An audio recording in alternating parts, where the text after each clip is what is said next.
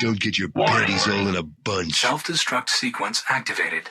So on tonight's show, you may learn about the titty tail, the Belleville washer, and alloys that you can use on your motorcycle. Cooper, thank you for being such an awesome co-host. Yeah. I'm glad to give you entertainment. That's good, because if you were Logan right now, you would say, that was sweet. Sweet. Okay, you're going to have to listen to the show to find out what we're talking about. Yeehaw!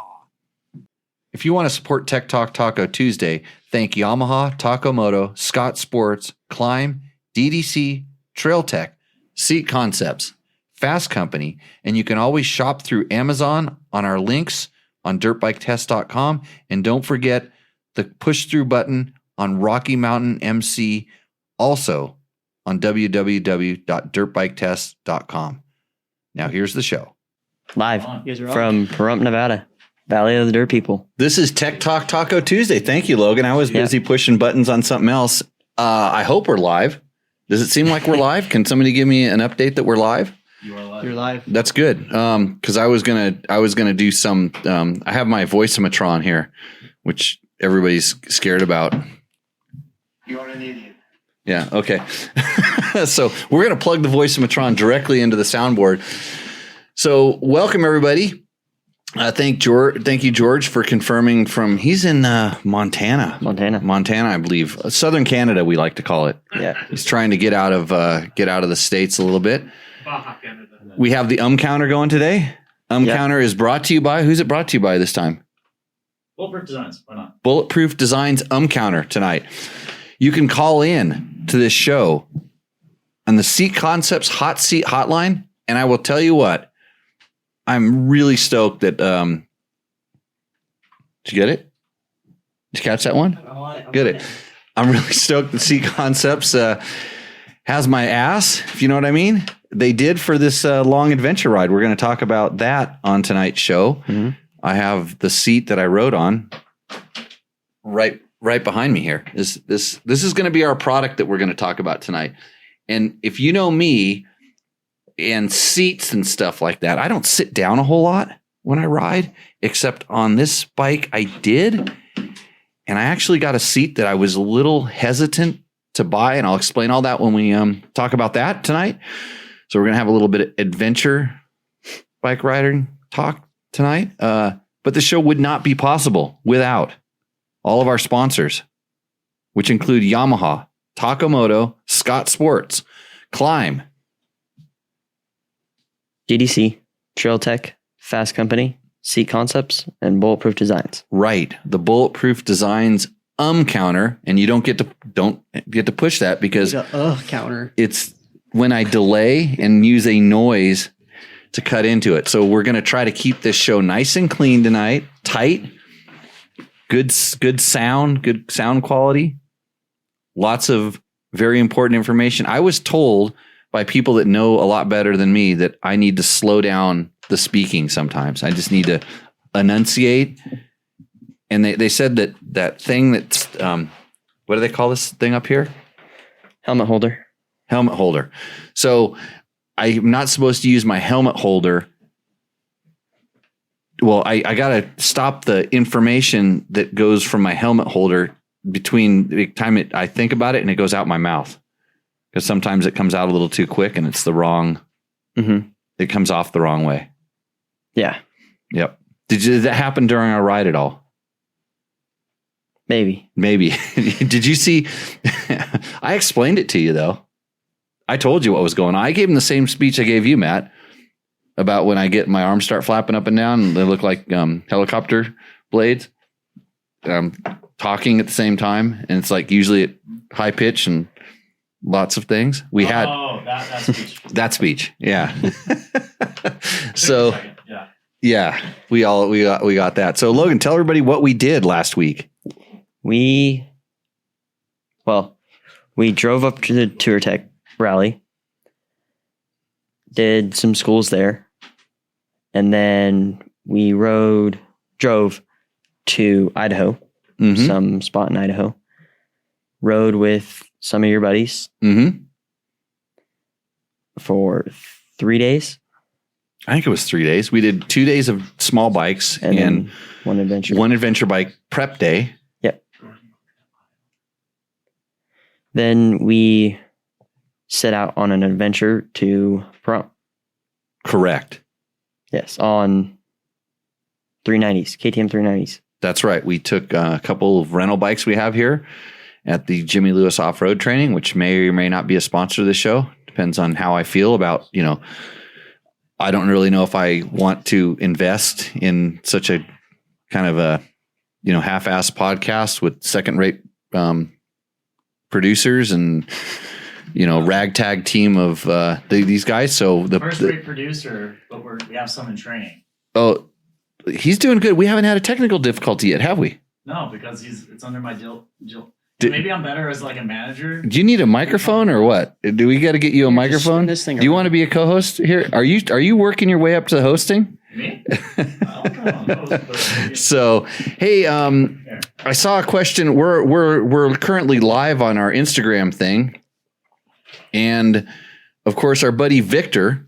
He says, "Do you use or shave your legs Tour de France biker style for long rides, or does the Seat Concepts do it for me?" So, shaved legs Tour de France biker shorts. Well, I thought he was actually asking if I shave my legs. The answer is no. I don't have that much time. I can barely shave my face. Thank God all the hair fell off the top of my head. But no, Victor, I don't use any biker shorts. In fact, most of the time I was riding in swim trunks because we got to swim in freezing cold rivers. From about, what was it? What was the coldest one you would guess? Was it the one 68. Was the lake colder than the river? I think so. Yeah. You thought the lake was colder than the river? Yeah. Yeah. So we swam in a lake that was pretty high, maybe at like around 6,500 feet elevation. And then there was a river that was also pretty high, but it had just come off a meadow and it was sunny. Yep. I dove in that one, and in the beginning it felt colder, but afterwards it felt really nice. Yeah. I have video of that someplace. It's on all the videos. So it was a good time. So no biker shorts, Victor. I just whatever my shorts were at the time. So I see any other questions in there? We got a lot of people checking us out on the grams right now.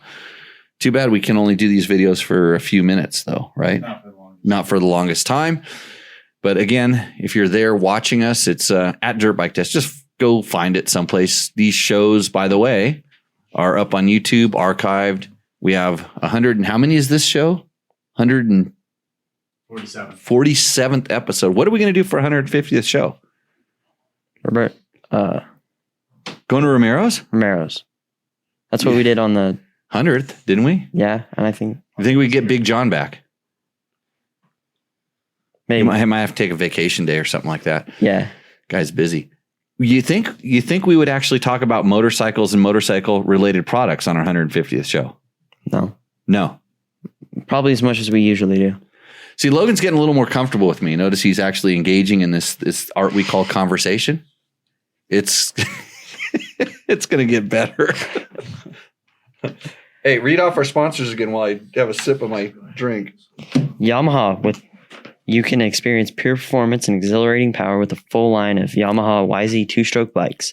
Visit YamahaMotorsports.com today to explore what's new for 2022. The revised YZ125 makes for the perfect step-up machine, featuring all-new engine, revised 6-speed transmission, new brakes, and suspension settings. Okay, hold on. That was good. Do you feel like you're a step-up rider? At one point. So you took the YZ125 out to a works race and quite possibly had your best results. In the YZ, in the 125 class. Right. So it was way better than your old 125. Yeah. Yep. There we go. There's Logan. That was a complete explanation of how his race went. Continue on with the YZ250. Improved rider ergonomics and with new aggressive styling and more. The YZ250 also delivers improved rider ergonomics, new front and rear brakes, updated suspension settings, and aggressive styling. For a truly race-inspired look, check out the YZ250 and the YZ125 Monster Energy Yamaha Racing Editions. And for the next generation of riders, the YZ65, YZ85, and YZ85LW deliver big bike specs in a smaller package. Visit YamahaMotorsports.com. Find your Yamaha YZ and enter Victory Zone today. Awesome. Okay, so thanks to Yamaha. Speaking of sponsors, did you get that? I got it. I'm going. Good. Just I'm checking on you, making sure you can produce the show, because I feel like Matt's trying to ditch out. He's trying to ditch out so he doesn't have to come into Valley of the Dirt people. He thinks you kids can handle this whole thing. I don't think it's possible. But do you want to be a producer or a co-host? I don't care. You don't care? Nope. You're just here for the ride. Heck yeah. Okay, good. I like that enthusiasm. Hey, Dennis, good to see you. We're not too melted. It is hot. Mark Daniels is on board with Tech Talk Taco Tequila Tuesday. I saw the extra T in there. And Jim says we need to get Super Hunky in here. And 150th show, we talked about this. That would be an awesome guest. I got to figure out if I can figure out how to do that. That would be epic. Rick was when I was a kid, when I was younger than you guys, when I was reading magazines, Rick was the editor guy. Mm-hmm. And so having gone through that whole path of getting there and being that kind of guy for a while, different kind of guy, but same kind of guy. Read Monkey Butt. Read the book Monkey Butt. In fact, you should probably get a copy. If you are interested in motorcycle journalism at all, get a copy of Monkey Butt. And I'm working on Monkey Butt too. Slowly but surely working on this book. Victor says, 2016 KTM 690 with Rottweiler intake. Hard to start sometimes. What could be the culprit? Well, I don't think that changing the intake, I'm not familiar with the one on the 690, but it shouldn't really affect. It could make it a little bit leaner. And I don't know if you have a different ECU or anything's been done, but potentially having it being a little bit lean. Is it hard to start hot or cold or all the time? That's the question I have back. My 1090R asks on the Instagrams, are you going to the KTM rally in, and he named a state. Oh, it's announced though. I think they did announce that the KTM rally is going to be in Idaho. Yeah. I heard that they put that information out there. Yeah. So our pre-adventure ride was with the guys from KTM. Okay. Yeah, so we were actually riding around and with those guys kind of scouting out some routes. So will I be going? I think I will be going. You going, Logan? Maybe. Yeah. Do you want to go? Possibly. Those are very definitive terms that help me make a decision. Okay, so thanks for all the Instagram guys for checking this out. If we have any other questions. Oh, wait a minute. Hold on a second. Do we miss that one? Make your RM sponsor banner easier to find on your site, says Chris Garrett 08. That's a good idea. That's a good idea. Because I went on the Amazon and I could not find it.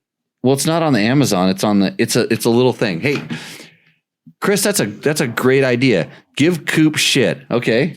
God, no. Coop, why don't I teach you how to get into the website on the backside, and you figure out how to make that thing I keep bigger. Drop down link, yeah. I'll tell you what. If you can make that bigger and it shows a noticeable increase on the site traffic, by the way, go to dirtbiketest.com. We have the Rocky Mountain MC banner link. It's kind of small. It's at the bottom of a lot of the stories. It says click here to shop. There is a banner up on top. If you use that, we get a little cut, helps us out. So the deal I'll make with you is you fix that, Cooper. You guys got to be quiet over there. Sorry, what? Turn off the mic, or I'll try to angle mine another way if you're going to have little private discussions over there. Well, they're producing, so. I know they're producing something, not much if you're watching this show. If whatever that increase is, when you fix that, if there's a big increase that month, I will give you 100% of the increase. No way. Yeah, I'm gonna be telling my dad to order everything. right. Only 1 month though. Okay. Yeah, but if you can fix it, because we kind of know Matt keeps track of this allegedly, and I trust him. If there's a big jump because you fixed those banners, made that banner thing easier for people to find, Yep. I'll give you the increase for that month. And Chris, because you made this idea, if you find that it's easier to reach out to me and I'll hook you up with something. So anyways, rode with him a week ago and he got too hot and called it quits early. Okay. Oh, wow. Hold on, wait. Oh God. And I pointed out his front sprocket had 3 broken teeth. And you want to come over here and help me work on motorcycles? Oh God, Chris. Yeah. Hey, thanks, Chris. Yeah. That's a good one. Okay, well, everybody on the let's see. Oh, Victor says I told you about the links on the website. He's claiming it. Okay, yeah. That's my Mexican buddy. Okay, Victor, we'll see you on the other side over on the YouTubes or are you banned on YouTube's and Facebook now, so you can't get back to us. So awesome, everybody. Thanks for joining on those shows. Let's turn that thing off. I'm going to end this now. And then we have a lot of questions up in the chats. Chris Real wants to know how many miles was our ride? Oh, no. 1,200 miles. How many miles did you spend lost on your ride? Ooh, good question. One. You're claiming one. One. I was never lost. Was I ever lost? No, you weren't. Yeah. Oh, that's not an by the way. That was an ah. That's signifying thinking. Counter. Because you guys are like, It's the same thing. It's the same thing. Well, he has to think. That's a good question. He's I actually. I didn't know a word. I didn't know a word that would stop the show enough for me to think of when I needed to speak. The fact that he's making noise out of his mouth is a huge improvement. So you can't count any more Logan ums. Can I count your uhs? Yeah. Just double down on those things. I don't know. I'm trying to keep this thing interesting. So got a question there from Cameron Harris. Curious about full wrap handguards. Recommendations on flex handlebars. Have you seen a BRP adapter that converts most guards, as well as Cycra handguards purpose built for the platform? Hey Jimmy, where can if they wanted to call you, what do they do? Oh, they call in on the hotline that Matic is running 775-318-5515. Logan should have said that. Logan, what's the hotline number? 775-318-5515. That's right. I'm busy trying to He loves flex handlebars. Most bikes he has wrap hand guards, and I don't know about BRP. So Flex has their own set of handguards that are, I don't even know which ones they're modeled after, but BRP makes a really nice hanger that screws into the Flex part of the handlebar. And the reason why it has to be mounted there as opposed to someplace else is if you mounted it to a fixed position, then all of a sudden the bars would not flex like they're supposed to. So the handguard actually, the wraparound handguard has to be mounted into the pivot of the Flex bar. So there's a lot. I had some Cycra full wraparound guards on some of my Flex bars. So I've used those before, usually with this BRP mount. But Flex also makes another mount. There's a couple different options for it. So I think that should be able to fix your issue. I think. Todd Kelly has a question. I have a new, to me, 16 KTM 500 that has 240 hours. I just did a refresh on it, and I have started it a few times after reconnecting everything. I've noticed that the starter works fine, but there's a whine sound from the starter that my 19-300 doesn't have. It's a pretty pronounced sound. Could this be an early failure symptom? So a refresh. I don't know what a refresh is, and I don't know why you would do a refresh on a KTM 500 at 240 hours, because to me, that's middle of life. I think 400 hours is where I would start considering refresh. And maybe Todd Kelly can call in and give you some more call details. in, give me some details. The 19300 is a two-stroke, so it makes a distinctly different sound. One goes ding, ding, ding, ding, two-stroke, and the other one's going boom, boom, boom, boom, boom. You know this, right, Logan? Yeah. Yeah, good. So that's I didn't know that the starter motor, the 19300 doesn't. Yeah, I don't know where the starter motor whine. It could be the Sprag gears inside there. Yes, Bob. Bob is raising his hand. The starter motor whole concept is different on the two bikes. Correct. So they might make different noises. Yeah. I don't know how you're comparing those two bikes as far as the noise that the starter motor makes, but if the sound the starter motor made between when you had it in the beginning and then did whatever a refresh was, which, I hope it wasn't a complete top end and all that stuff, because you took out a bunch of really good brand new parts, I would suspect. But again, maybe you bought a used bike and you have no idea where it came from and you just wanted to be safe. So there's options for that as well. But I'm pretty sure, actually, I gave a guy a thumbs up on a comment today on the tubes of YouTubes or Facebooks or something like this. He actually said the same thing I say. It's like, hey, when you have a problem, what was the last thing you did to the motorcycle? It's usually the guy that worked on it, that caused that problem. So hopefully that answers your question, Todd. I think I'm trying to think of what would cause a different sound, a whine sound on that would be obvious, but I don't know. Yeah, it's hard to diagnose over the internets. But you know what? If you post that on one of the forums, you'll get 10 different answers from other people that won't say, I don't know, until I hear it. Yes, Bob. Is it whining when the starter's activated, or is it whining when the engine? That's a good question. So is it when just when you're pushing on the starter, it makes the whine noise? Or is it after it's running, it continues on? Because that would make a big difference. Because I guess if something was done improperly and then the starter now was having to push an extra load, it was some more drag on it.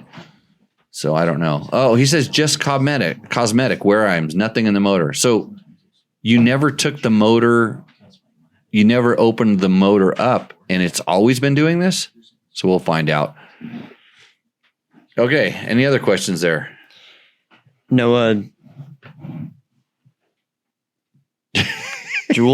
Jewel. Yeah. Hey, Jimmy, what tips/advice do you have for riding big bore singles down dry gravel roads with lots of loose gravel and very little traction? Stay in balance. That's pretty much my answer for anytime you're riding. But the gravel, you imagine, it's actually one of my least favorite traction surfaces is like loose gravel, because you just never know where the bike is going to go. You're imagine it's just like you're riding on marbles. So you're never really hooked up to the ground. And some of the rocks in the gravel might be embedded, and some of them are loose and they're going to move. And so you think about the weight of the motorcycle and its trajectory. It's going to constantly be moving around. And what most people do is, unfortunately, they tense up and they get scared and they try to get back, and the bike's going to shake. And you getting back and being tight on the bike, you become a pendulum and you don't allow the bike to move and, pivot like it should. And these are all things that center around the more in balance you are and the looser you are, you just let the bike do what it's going to do. Because if you could let go of the handlebars at that point and you had enough momentum, the bike would just go nice and straight. So, and it doesn't make any difference whether you're on a big bore single, a small bore single, a twin cylinder bike, a mini bike, all of the stuff will be pretty much the same. So I don't think the bike makes a thing. It's the traction is what the problem is. And balance and traction go hand in hand. We teach this in our schools. Check out the Better Rider podcast. I think we have an episode where we talk about this kind of stuff someplace in the archives, but we're 8 episodes in on that one? 10, something? 9. 8.5 because 8 and 8. 8. There was an 8.5. No, there's 2 Oh, 8s. Nate didn't count. No, there's 2 8s. I got to get Nate on the show. You know what would be awesome is to have Nate and Rick Simon. Crazy Nate and Rick. I would just get up and leave. I'd let those two guys tell stories. Hey, Jim. Okay, because Nate wants to come back. Nate wants to come and do Tech Talk Taco Tuesday. He really does. And then he can be uncensored. I don't have to clip him every once in a while when we start telling everybody how to ride. Nate was on the Better Rider podcast, one of our better ones. So, hey, George put up in the chat his 2 cents for the gravel question. I don't know what it is. Jimmy Lewis Off-Road. It's a link to Jimmy Lewis Off-Road. I know, but it's probably an article I wrote that explained that sort of thing. What does Robert Lambert want to know? It's a comment. Are you going to read it or do I have to? Okay. Got my bike done. 2022 Sierra 450X Stage 2 cam kit. San Diego Powerhouse ported head vortex from Twisted Development. Full FMF power core Mega Bomb. Sounds awesome. And we're supposed to do what with that? Did we tell him to my question. Get his bike done? Maybe he submitted that. No, it's just a comment. Is there a 2022? Oh, I was thinking old Sierra 250X. So how does it work, Robert? That's the question. It sounds like a full race motor to me. So sounds good. Let's see. Reflex Racing has a possible option as well. You know, on that bike that you're going to work on tomorrow, there's Reflex Racing handlebars, and they actually have a handguard that has a small cable piece in it. So it uses an aluminum handguard that wraps around. At the very end, it goes into a cable. So it's not solid and rigid mounted. So that's actually a really good, Tommy, that's a great thing. And Todd says it was just cosmetic. We're still waiting on whether the motor runs. He should call in. That's a 775-318-5515. You can be on the Seat Concepts Hot Seat Hotline. We won't pick on you. What does Blake want to know? Oh, no, he did that. Let's see. Flex has handguards they sell for the Flex bars. Yeah, we mentioned that. Okay, we caught up on the questions there, Logan? Yeah, online. So about this adventure bike ride we went on, that would be your first adventure bike ride? That I was riding. That you were riding. Because what did you say you used to do? You used to go with Dad on the KLR 650. Yep. What was it called? I would starfish. So he had a big Pelican case on the back of it. And that was my pillow. I would set it there and then sprawl out. And go to sleep. Yep. For miles and hours and... Right. And I asked you, so where'd you guys ride? And he's like, I don't know. Yeah. Slept for most of it. So was it hard to stay awake during the entire day while we were riding? Because I noticed you had we posted a picture on the last show of your preferred position in the motorhome. Yes, you did. Which that was actually a nicer one. I think I've got one where you're just flopped over. You're like I don't like if I did that, I would not be able to. I'd have so many cramps in my neck and pinched nerves. Yeah, you had a position going. I didn't really want to wake you up because I thought you might actually start talking and it'd scare me. So, hey, another thing you can do is go to Amazon.com through one of the links below us. I'm actually still working with those people to try to get paid like we're supposed to because they hijacked my bank account or something like that. I don't know what happened.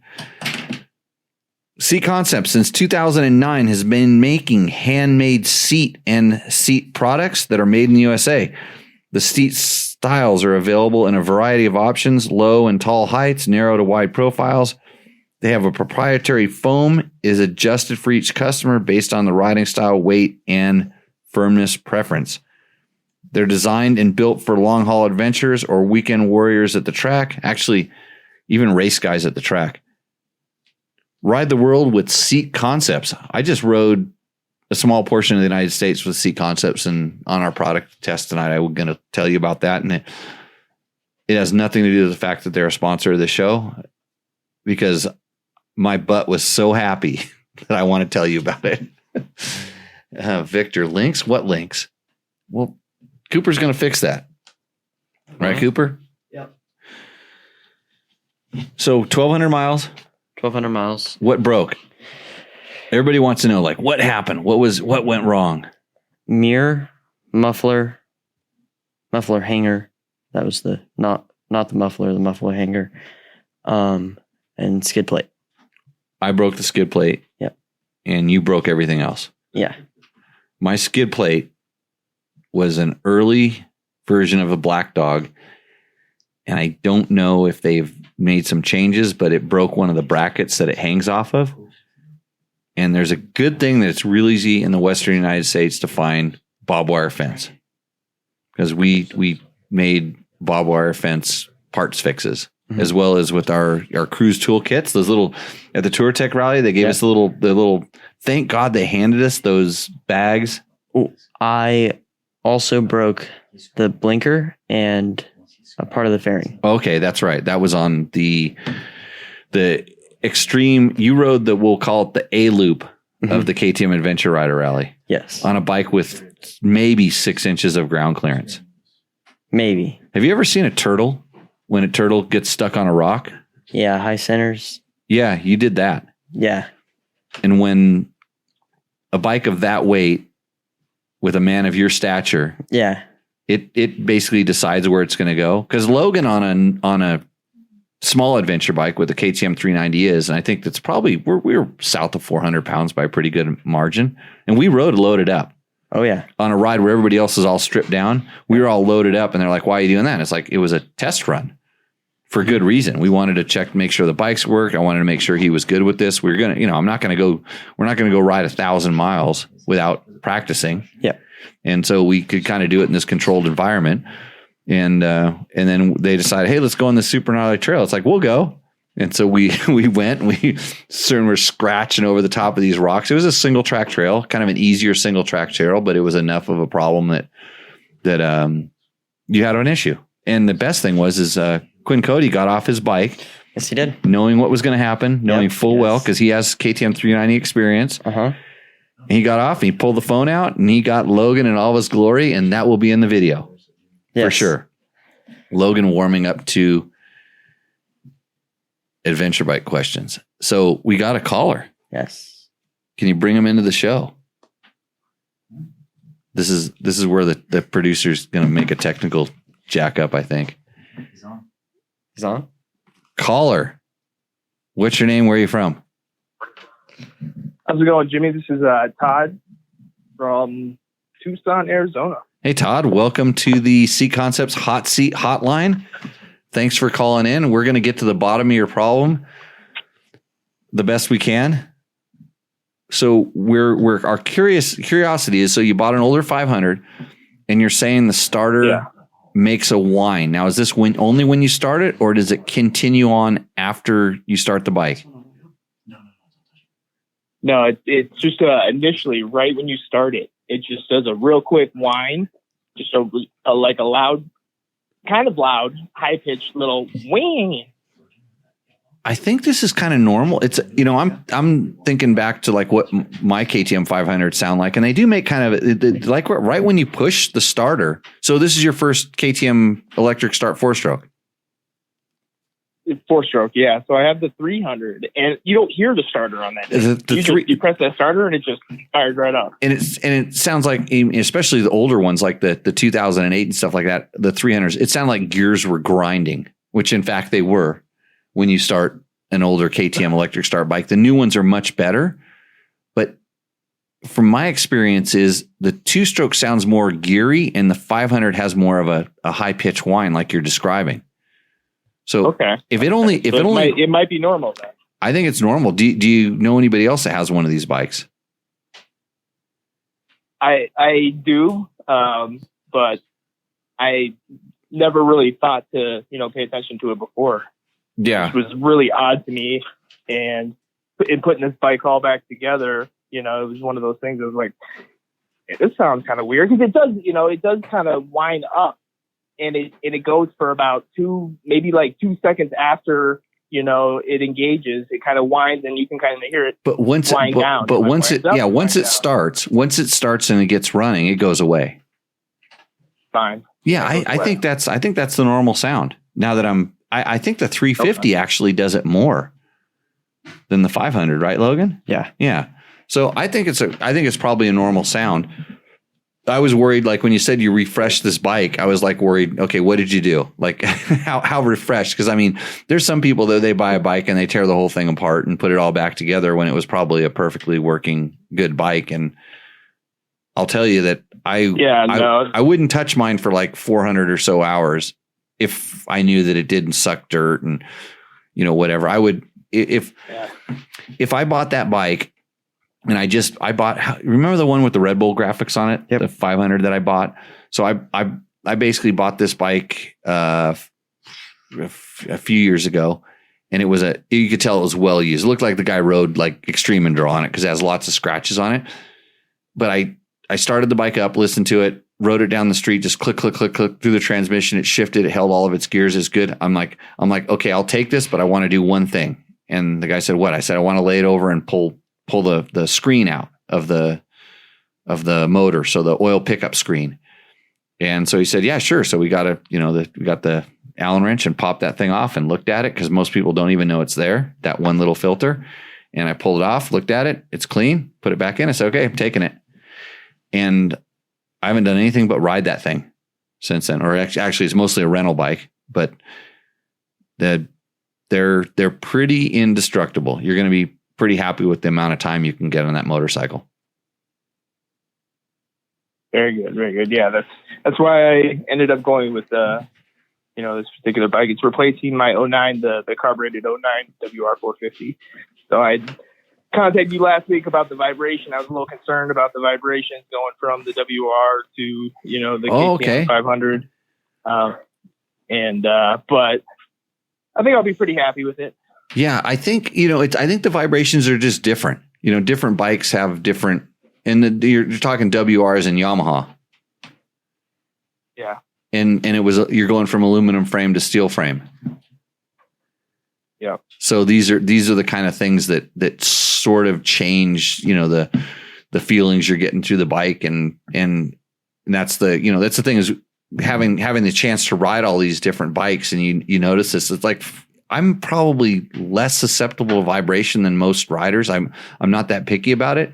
So it has to be pretty bad for me to kind of pick up and notice it. But my KTM 390 vibrated at 4,600 RPMs, really bad. And I don't know if that was the skid plate. That's the harmonic frequency of the skid plate or what. But well, awesome. Thank you for calling in and getting us to the bottom of that. But so KTM 500s have squeaky starters. Yeah. Apparently this one does. Compared to Yamahas. Well, yeah. Thanks for taking my phone call. And don't just let front rotors be an automatic endo. Front disc guards. Front disc guards, yeah. Those can't be an automatic endo. I live out here, and I'm just waiting to ding it. I'm like, I got them on all my bikes, and I'm feeling them, and they're smooth as can be. And I'm like, man, he's right. Like they're not doing anything. You haven't used it yet. Oh, you need to just send it into the rocks like a Hail Mary and just go, I've got a disc guard. On my front. I don't need to worry about it. Exactly. Hey, I almost on the screen on the wall behind us, I almost mounted one up that I had actually was on a Yamaha WR450. I had it as a test bike, and I think that was the bike that I said I felt it on. Remember, this is my big thing is I put it on, and I think it's because the way it mounts. I looked at it today because we were going to put it up there, but it's Bulletproof Designs is a sponsor of the show, and they make front disc rotor guards. And I'm not going to stop. Yeah, I got them on my bike. I'm not going to stop hating. They're awesome if you want one on your bike, but I'm not going to stop hating on them, even though they're a sponsor. What about the fork? What about the fork guard portion of it? The lower the fork shoe. Correct. The thing that protects the fork guard from getting. Those are good. I actually when I rode the King of the Motos on George's bike, I actually put plastic Achirby's ones on there, and trust me, I use them. And they got pretty dinged up, and his forks are still in relatively good shapes. But even in a race like that, I didn't whack the disc rotor. and Yeah. I put the challenge out there, say, hey, send me a picture of your organically scratched up front disc rotor, and I'll bite my tongue for a little while, at least one show. I might even send you a t-shirt if it's real. Well, because I live in the Rocks in Arizona, and I can vouch for you that all my bikes are bashed up everywhere else, but not in that particular spot. Yeah, it's hard. One more question before I get off with you. Yes, sure. I got this bike when I bought it. It was super motoed out, so it had the guy who I got it from had the dirt wheels on it, but he had the front supermoto rotor on it. I just I got like an aftermarket hanger that was supposed to be the stock one. Didn't have the little mount hole for the Speedo magnet, so I just ended up putting the supermoto rotor on there anyways. And for that, you're going to need a discard. Yeah, that you're going to need a discard, and you're probably going to have somebody machine you out the extra like 20 millimeters or something fin on it, because you will catch that on rocks. Okay, so that's the drawback. Then. The oversized rotors tend to be. Generally, they're way too strong. I mean, they're too strong and too touchy for off-road, for most off-road applications. Okay. It's basically too much brake. But I think you'll find that, I mean, the problem is you start getting used to that oversized brake rotor, and then your standard brakes are going to feel pretty weak. Because most people, I think, they adapt to their bike. You make a change to it, and you may not even notice it, but you adapt to it. If you start used to that brake and the light lever pressure and how much performance that thing will offer off road, you go back to a stock one, all of a sudden you're going to go, it's mushy. And the reason I know this is from, riding bikes with bad brakes, or riding factory bikes that had really good brakes that were tuned properly, and then going back to like a standard bike, or riding an old, this is the one thing that I had an XR600. It was such an awesome bike, and I didn't ride it for like a year and a half, 2 years. And I went back and I rode it. I loved everything about it. I loved the flexi chassis. I loved the power delivery. I could not get over the damn brakes because the front brake was so weak. It was so weak. And that thing was such a heavy pig. That's what made it handled so comfy. It just wouldn't slow down. I'm like, I can't ride this anymore. I'm going to scare myself. My braking distances are all off. So, yeah, enjoy the disc brake rotor. Send me pictures when it gets scratched up. All right, will do. Awesome. Thanks for calling, Todd. All right, take care, guys. Have a good night. That is your Seat Concepts hot seat hotline? Yes, it is. Okay. That's good. You woke up. Yeah. You're not like Bob over there who can't hear any of this, and he's just bored out of his skull. So he's reading a book from We Went Fast. Pretty good book. It's a lot of pictures. Grand Prix Motocross, GP Motocross from go to wewentfast.com. I know it's past Father's Day. You should have got your dad that book, but if you need the book, then you can buy it for yourself now. Greg Miller has a question. I have a 2019 KTM 300 TPI with a Get ECU with fuel injector relocator. That was like that girl that we rode with. Remember the girl we rode with? Mm-hmm. Remember I looked at the bike and I said, oh, look at all that stuff. Yeah. Okay. What is your thoughts on Get traction control knob? So, Greg, I've never ridden one on a 2-stroke, but I have on the 4-stroke, and I wanted to change the way it worked. So, in other words, it did work, but it didn't work the way that I felt it should. And I would have to go back and look at notes to see exactly what I thought the changes were, because where I want traction control is at just when I open the throttle up, like the initial, like I want it to change we'll call it throttle control at the very beginning. And then I want traction control up at the upper RPMs. And it felt like this one on this bike that I rode, it felt like it didn't do anything for the initial part of I'll say the first eighth of a throttle, where I think it's really important. It did nothing there. And then it basically either muted or amplified the mid part of the power delivery. And then again, it did nothing for the top. And so I want it to work at the very bottom and the very top, not kind of in the middle. I mean, you can have it do something in the middle. So that's the way this one worked. And it was that rotary knob. In fact, it's still on my bike. The knob is actually still on my bike. And I don't have the ECU in there anymore because somebody needed it more than I did. And I wasn't sad to see it go away because I wanted to do some additional tuning, not just on the maps for the rideability, but also on the traction control. And I haven't played with it. I haven't had the opportunity to play with this stuff that much. But I think we really, I mean, to me, rideability is way more important than outright power. It always has been. And when that knob that's supposed to control rideability didn't do it for me, it didn't do it for me. So, okay. And how did that fuel injection relocation kit work for you? I'm curious about this because I've ridden a couple of them and I have an opinion. So I'm interested. I want to know, actually, two questions for you, Greg. Actually, give us a call. Yeah, Greg. 775-318-5515. I would love to ask a few questions about that kit because I'm curious and I always kind of want to learn a little bit here and there. So, okay, here we got questions on the sheet. Hey, if you're looking for a set of handlebars and you want to make your bike more comfortable, or if you're a guy like me and you want to be able to ride a couple days in a row without sore wrist, Fasst Company makes Flex handlebars. That's FLEXX handlebars. I've been running them forever. They're on every one of my bikes. What was on my KTM 390, Logan? Flex bars. Awesome. They make a big difference. And if you don't know, you don't know. And they're not just for old guys. I notice a lot of kids use them too, especially on their mini bikes. You don't want to know why?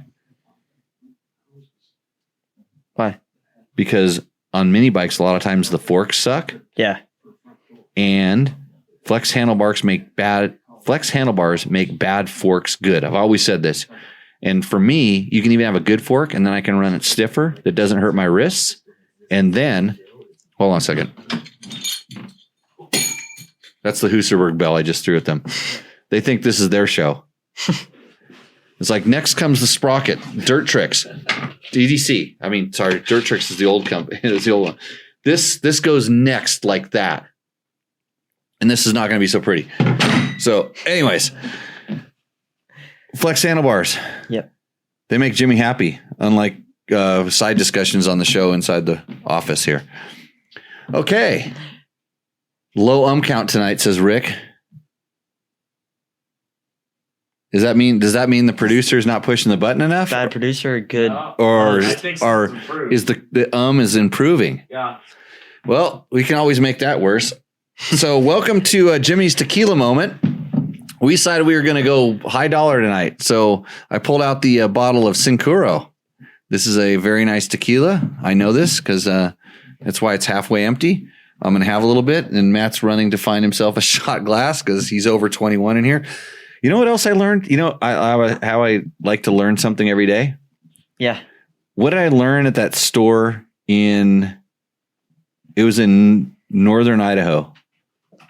No. Remember we went to the store? Yeah. And what did I tell you to do? Because I had Logan. Get something, you'll die. No, I had Logan unload the basket. The trash? No, the basket. No, not the. No. When we were in the store, and remember the lady gave us the horrible look. Oh, yeah. Talking to the microphone. Oh, yeah. Remember, this is a show where you. So, I was putting all the groceries on the thing, and I left the beer because you're not allowed to touch those in stores or at home. I didn't know this. Yeah, you're not allowed to touch them at home. Have I had you pour this stuff for me here before? Are we breaking laws? On the show, yeah. On the show. Are we on the show? Is that illegal? Oh, yeah. Really? Frowned upon. Definitely frowned upon. Don't know if it's illegal. This show with illegal activity on here. So, okay, here I'm pouring Matt's here. I see we got a caller. We're going to get right to you. So I will refrain from doing that because I don't like to do illegal things that much. Good job, Matt. We didn't even say Huserberg. You just did. I know, but after you rang the bell. Anyways, I learned that I'm not allowed to have my kid who I have Rent-A-Kid. Rent-A-Kid. Rent-A-Kid. Yeah. Rent-A-Kid. You know, another real interesting thing was that I didn't know is we went to these small towns in Nevada and they had little tiny small bars. Yeah. And we rolled in there, and at the first one, we walked in there, and my goal was, and you were way too fast in that section. I wanted to be in there drinking a beer before you actually walked in the door. But I was up there sitting at the bar, and I just barely got my beer. Yeah. And there was a whole bunch of people, and this is good. There's a bunch of people at the bar, and you walked in, and they knew we were together because we had motorcycle gear on. Yeah. And you just walked in, and you went and sat down at the table. And I said, no, you can't sit up here. And I was videoing at the time. I was videoing my beer, and I'm like, you can't sit up here. And all the people at the bar are like looking at me, and they're going, hey, is he, are you going to sit with him? And I'm like, it's not no. mine. Yeah. I'm like, and they're like, you're going to give me you're kind of a dick. and it was kind of, they said, so is that your son? And I said, no, he's my co-host on my podcast. I'm like, oh, and then they did what? And they go, well, don't you want to sit with him? I go, no, he doesn't talk. This led to a lot of confusion in the thing. So anyways, let's go to the hot seat hotline brought to you by Seat Concepts. Do we have Greg on the phone? Greg? Hey, how are you guys doing? We are doing excellent. So you're going to give us a little bit of fill-in on your KTM 300 with the Get ECU and the TPI fuel injector relocation kit. Yes. So what was the question? Well, you asked the question of the traction control. Now, my question is, so what prompted you? What prompted you just in the beginning? What prompted you to get that kit and put it on that bike? The more power or more usable power. Okay. Which one? More power or more usable power? More usable power. Okay. So I'm going to ask a question. Are you more than 220 pounds? No. Okay.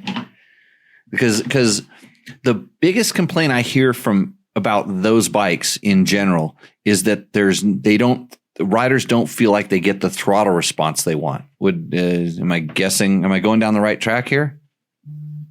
Yes. And so what did you come off? What was your bike previous to this? A YZ 450F. Hey, does he get an counter? I was thinking about that. Can I do it? No. just trying to point out we're not all perfect here. So a YZ 450F. So for sure, the 4-strokes today are so stinking responsive. And I can see where a 2-stroke, especially the KTM, the fuel injected one, would feel a little lazy on the throttle. So you wanted more instantaneous and snappy power. Correct. Did you get that with that kit? I felt like it helped out. Okay.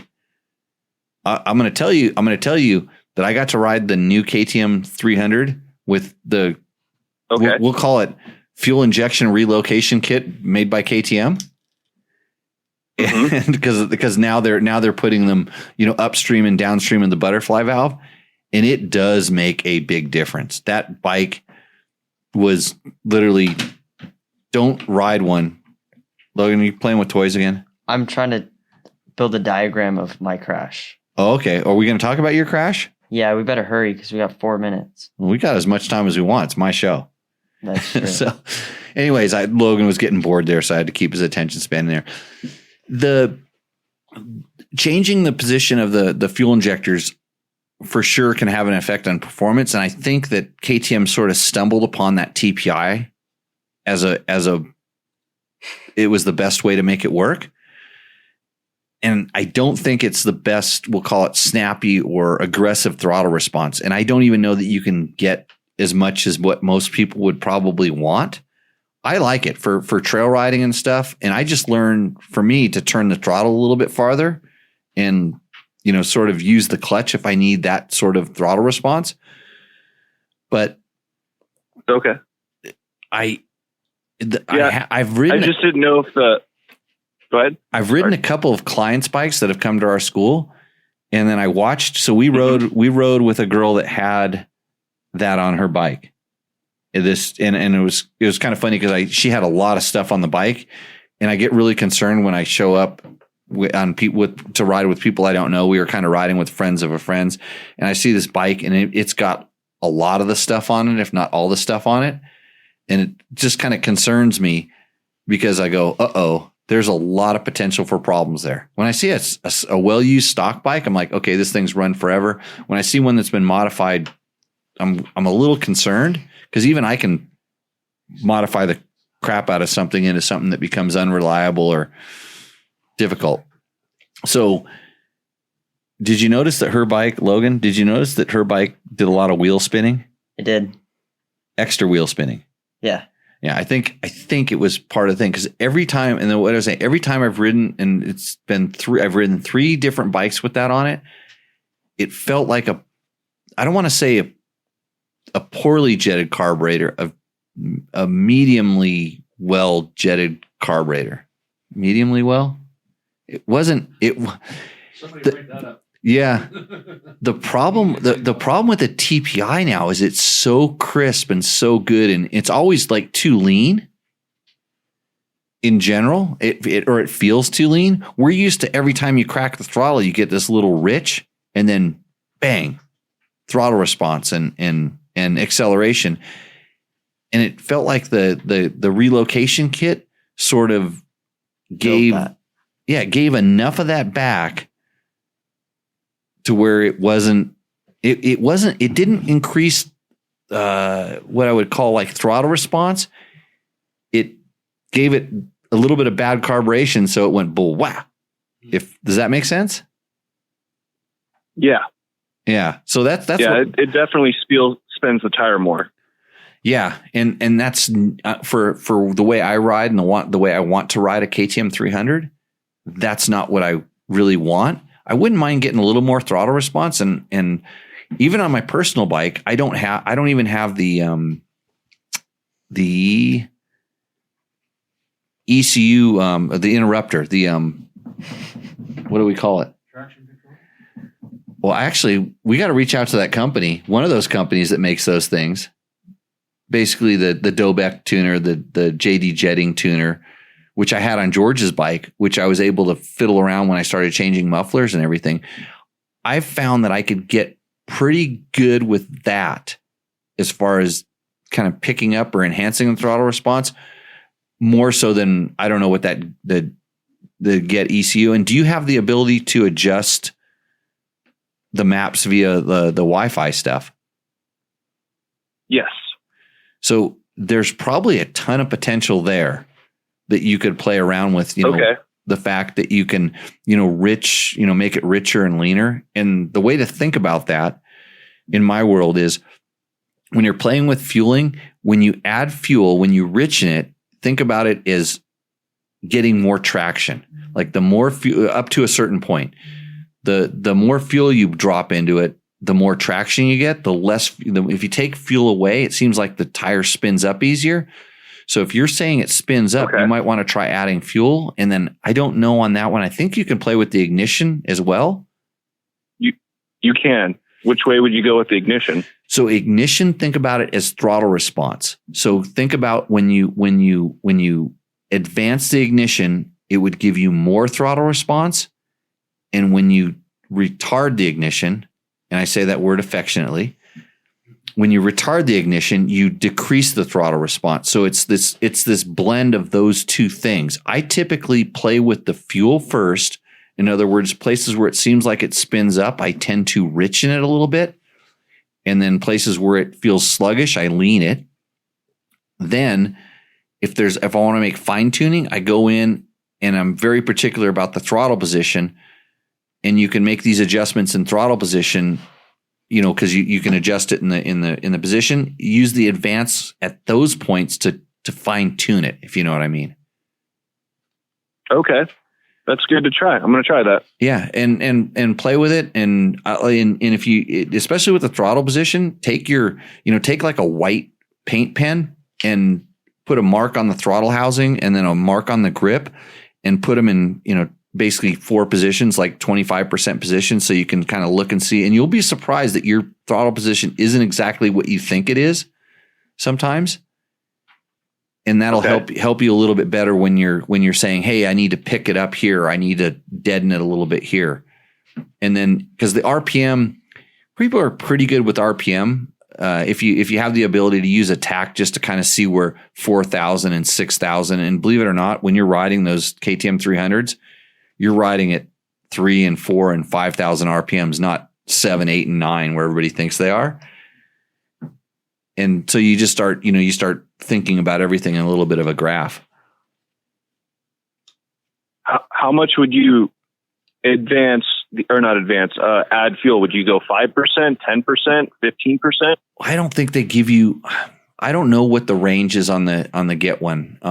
I know on the Yamaha Power Tuner app, which is very, very, very, very, very similar to the Get app, I think they let you go maybe 6%. They go 6% richer and 2% or 3% leaner. So they're pretty careful about this because they don't want you to be able to, mess the bike up. But I would do it if you're able to do it in a real controlled environment. What I would do is I would actually pick a zone and just take a whole zone and lean it out like -3.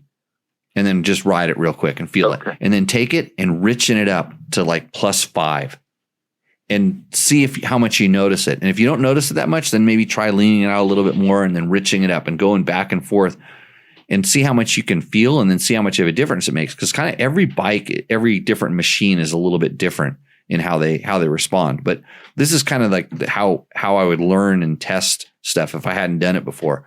And a lot of times, you can have a couple different, very different maps. And then if you have the map select switch, you can go from one to the other and then, put a lean map in, put a rich map in, and try those two, and then put a advanced ignition map in and then a retard ignition map in and switch between those two. And so you can kind of feel it and see what it does. So you get an idea, and then that'll help you understand the range. Okay. Thank you. So yeah, hopefully that helped you out. Get back to us when you get it figured out. And if you can take a picture of your modified map and where it's at and send it in, and then I can, sometimes I can look at that and see where you're going with it, and I'll have a better idea of be able to ask questions back to come to some sort of a solution. So just remember. Yeah, absolutely. Fuel is traction. More traction, more fuel, less traction, less fuel. Ignition is throttle response. More advanced is more throttle response.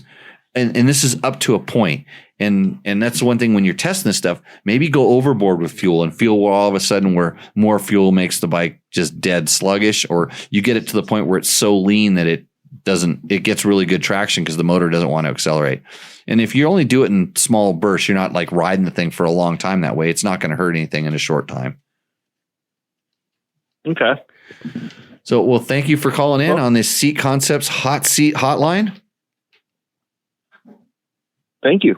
And we will hope to hear back from you soon. Will do. Okay, take care. Have a great day. Thank you, guys. Bye. Okay, with that, I think we're going to go into our commercial breaks. How was that tequila, Matt? Very good. I haven't even finished it yet. I've been savoring it. No, it's not. This isn't like slug it down. This is sipping stuff. No, very nice. Yeah, good. So. Anyways, Logan, do you have anything else? Did you fix that mic thing? Whatever it is? I was just passing time. You're going to get fired for that. Yeah. Fired from the co-host position. Do you have anything else you want to tell anybody about our adventure ride? Dirty shirt. Oh, yeah. What about the dirty shirt? So that's a free dirt bike test shirt. Yes. You got, so you're not respecting things you get for free. I was okay. using it. Okay. And to wipe the muffler off. The muffler was the problem. Oh. Kind of. Well, part of it. Oh.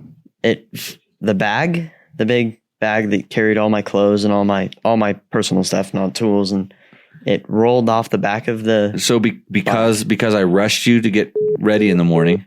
Yes. Because I Remember, blame other people for all your problems. Yeah, Jimmy rushed me.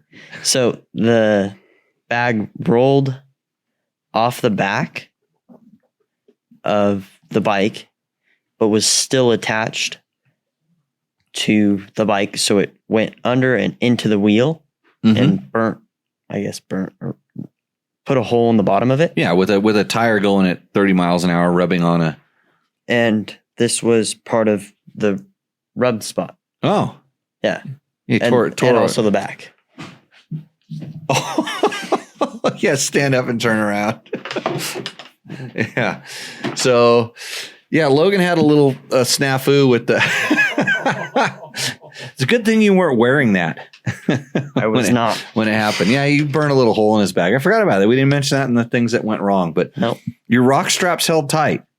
The bag just managed to weasel its way out. Yes. And he burned a nice hole in the bag. We used his towel to patch the hole and did what do we call it? Capture the bags. You have to make sure those straps capture the bags. And it was it was captured in one direction, it was captured in this direction. Not side to side.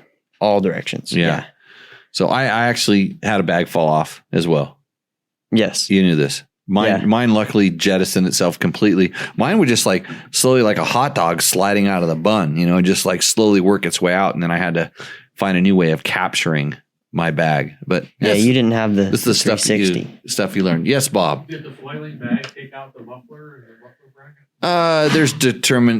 There's some discussion about where I want to see that video of you tagging the rock. Yeah. I think it doesn't have scratches on it, the muffler. I think when you picked the bike up, it somehow got pinched or something. Quinn saw it and he said he really hit that muffler. By the way, $700 muffler, Logan. Oh, $700. You thought my wheels were expensive for what they do? Like $700 muffler. Isn't the and muffler Logan, fine? It looks pretty fine to me. I'm not too worried about it. It's the hanger the hanger's just broken. It's a little $2 piece. I ordered parts for your bike today. And I didn't look at what that cost. I actually should have ordered that damn piece. I was probably just weld it because, come to think of it, my KTM 1090 breaks its muffler bracket quite a bit as well. So, okay, with that, we're going to take a break. Enjoy our commercials, please. Support those that support this show because the information we're giving you is worth what you're paying for it. So. Take it away. Have you ever seen any one of my bikes? They all have flex handlebars on them. What are those, Jimmy? Well, Fasst Company, that's www.fastco.com, makes the flex handlebar, and it's essentially suspension built into your handlebars. They make bad forks good. They absorb impacts like you wouldn't believe, and they're really tough.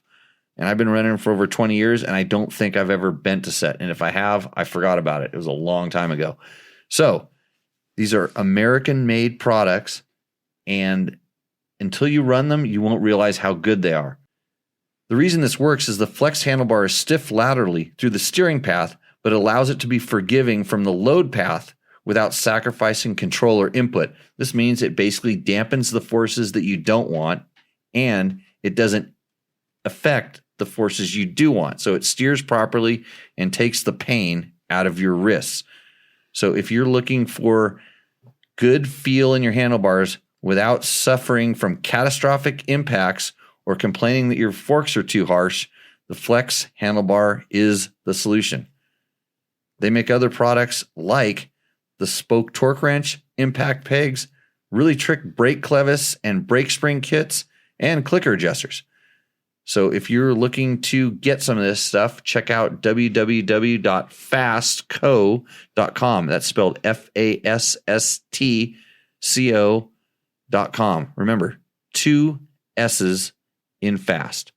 What's up, Moto Buddies? Mike here from Taco Moto Co. What is the Taco Touch? It's the best service in the industry. Virtually 24/7 tech support via email or text, and it's like having a dirt bike doctor on call every day of the year, helping you fix your bike or recommend parts or setups for you. If you've ever received an order from us, you know that the Taco Touch extends to our fulfillment, and our orders come with the coolest stickers that you've ever had, buying parts from anybody before, and a handful of root beer barrel candies. All of our Taco Moto Co. branded components come with a no questions asked lifetime warranty, and we'll even extend out the warranty of other manufacturers, OEM, and aftermarket parts where we can, sometimes for life. We test and tune endlessly and exhaustively and obsessively. We're trying to destroy everything that we can before you get your hands on it, to look for weaknesses and to improve it, or to make recommendations to the manufacturer. And if it's something that doesn't meet grade, then we don't offer it on the store. Everything that we carry is something that we have personally used, tested, and ridden and raced, and knows meets the high Taco Touch demanding standard. Go out and get some adventure. Since 2009, Seat Concepts has been dedicated to making the best aftermarket seats. More comfort, more grip, more riding. For 10 years, we've continued to raise the bar. Innovation and American craftsmanship make Seat Concepts the world-leading manufacturer of power sports seats.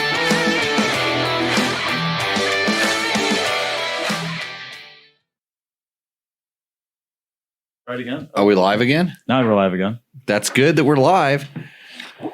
Welcome back to the show. This is Tech Talk Taco Tuesday, brought to you by Yamaha, Taco Moto, Scott Sports, Climb, DDC, Trail Tech, Fasst Company, Seat Concepts, and Bulletproof Designs. We have shut down the Seat Concepts hot seat hotline. That's only for the first hour of the show. That's because I want to make sure that I can make sounds like this. Yeah. Yep. Oh boy. Oh boy. Here we go. I got the voice in my producer chair. And what's the segment called that we're going to do, Cooper? Rooster Endo. Rooster Endo. We have a new logo. Can you check out the logo? Can you just zoom that logo, make it big for a second? I can make it big. Yeah, because it's better than my face. Look at this. This is Rooster Endo, brought to you by Taco Moto. So if you're watching this show, it's on a video. You see this. But if you're listening, we just put our new logo designed by Jerry. Yep. Jerry over at Fuck You Racing. He's a master of logos. If you need a simple design, if you need a complex design, you just give Jerry an idea and let him run with it. He came up with this one. We actually have another one, but this one we're going to get to Taco Mike, so he can probably make some stickers out of it or something. He'll probably start dropping Rooster Endo stickers in all of his clients' thing, especially if they use the certificate that they won on this show for $100. So the way this works is you send in a picture of your bike. That's important. We like quality pictures, not just ones that look like you shot on your phone when you had to kick the cat out of the way and move the kitty litter box and then take the cat food that's sitting on the seat of your motorcycle off the seat of your motorcycle and then shoot a picture of your bike. We like to see them in their environment, nice places, quality photos. And make sure you say what kind of bike it is. Right, because I got somebody sent me one today, and he sent a picture of his bike, and then I know this is how he's trying to get to me. He sent a picture of two babes in red, white, and blue bikini bottoms. Like that was going to do it for me, and I'm he's like, really trying to win. No tops.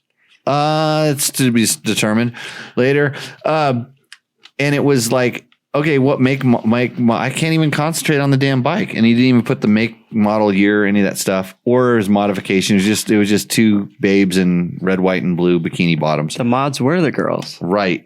So, yeah. So we're going to get into this. You send your photo. We talk about your bike. We do a psychological profile of you based on the all the information. Who are we starting with? Steven. I don't even want to try to pronounce that last name. Looks like shit to me. Shift? Skuhif? Shift. Oh. I was reading from a long distance. Sorry, Steven. Steven Shift. He is saying, big fan. Here is my desert long distance bike. I will try to list all that I have added and done to this bike. It is a 2017 Husky 501 FE with a little over 5,000 miles. Nitro mousses front and back. X30s, Baja Designs XL headlight, Moto minded mount. Okay, hold on. We have to go into something. Is Heather still in the chat? This is my wife, Heather. Heather, she's quite the photographer, and I know she was on here. She probably got bored with the commercials and started watching more photography shows. There is one serious fatal flaw with this photo, is from a photography perspective. The shadow. It's the lighting.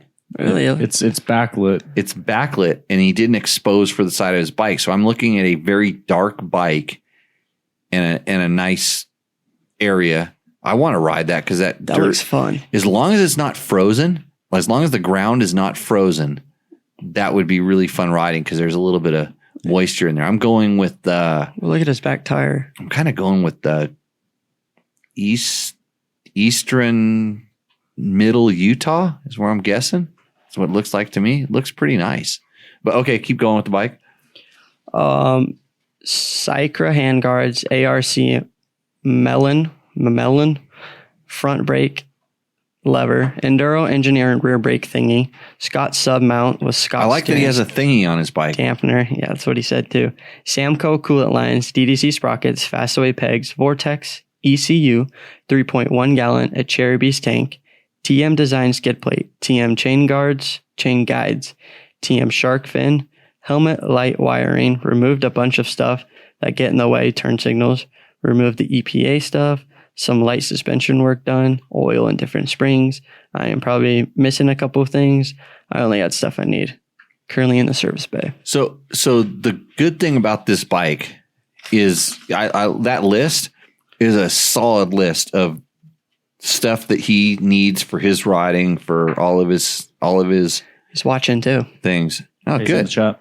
That's it is nice. He's lobbying. Yep. Lobbying to get that's I tell you what, if you're in the chat, it bodes well for you. It does bode well for you. You know how people have a hard time saying things to your face? Yeah. It's like, how much harder is it for me to roost this bike now that I know that he's watching me? Yeah, that's true. Yeah. Yeah. Roost or endo? Roost. Yeah. This is total roost. He says the picture holds it back though. The photography skills are horrible. This isn't called make a nice photo of your motorcycle and then we'll comment on your photography skills. That's why I wanted to call my wife in to see if she was going to pick up on this. It's a lot better than others though. Oh man, it's a nice location. Yeah. But throw a little fill flash in there, bro. That'll help you out a bunch. Roost. Maybe paint with light. Paint with light. I don't know if it would work on that situation, but no, that's too high on the roost board. No. Yeah, there we go. If it had a bigger tank, it would roost a little bit more. Yeah, but not like above everything else except the Husaberg roost. Straight off, he went with long distance bike, and it needs a bigger tank to go longer distances. When you say long distance, yeah, like our KTM 390s, it had a 4.2 gallon tanks, and it was really interesting to watch Logan panic when the fuel light started flashing and coming on. Mm-hmm. And I, because I've ridden those a lot, I know full well we had over 100 miles of fuel range. Yeah. And his wrist, which is pretty smart, just went, you just slowed her right down. And you just worried about using too much fuel. Also, my gloves would slip.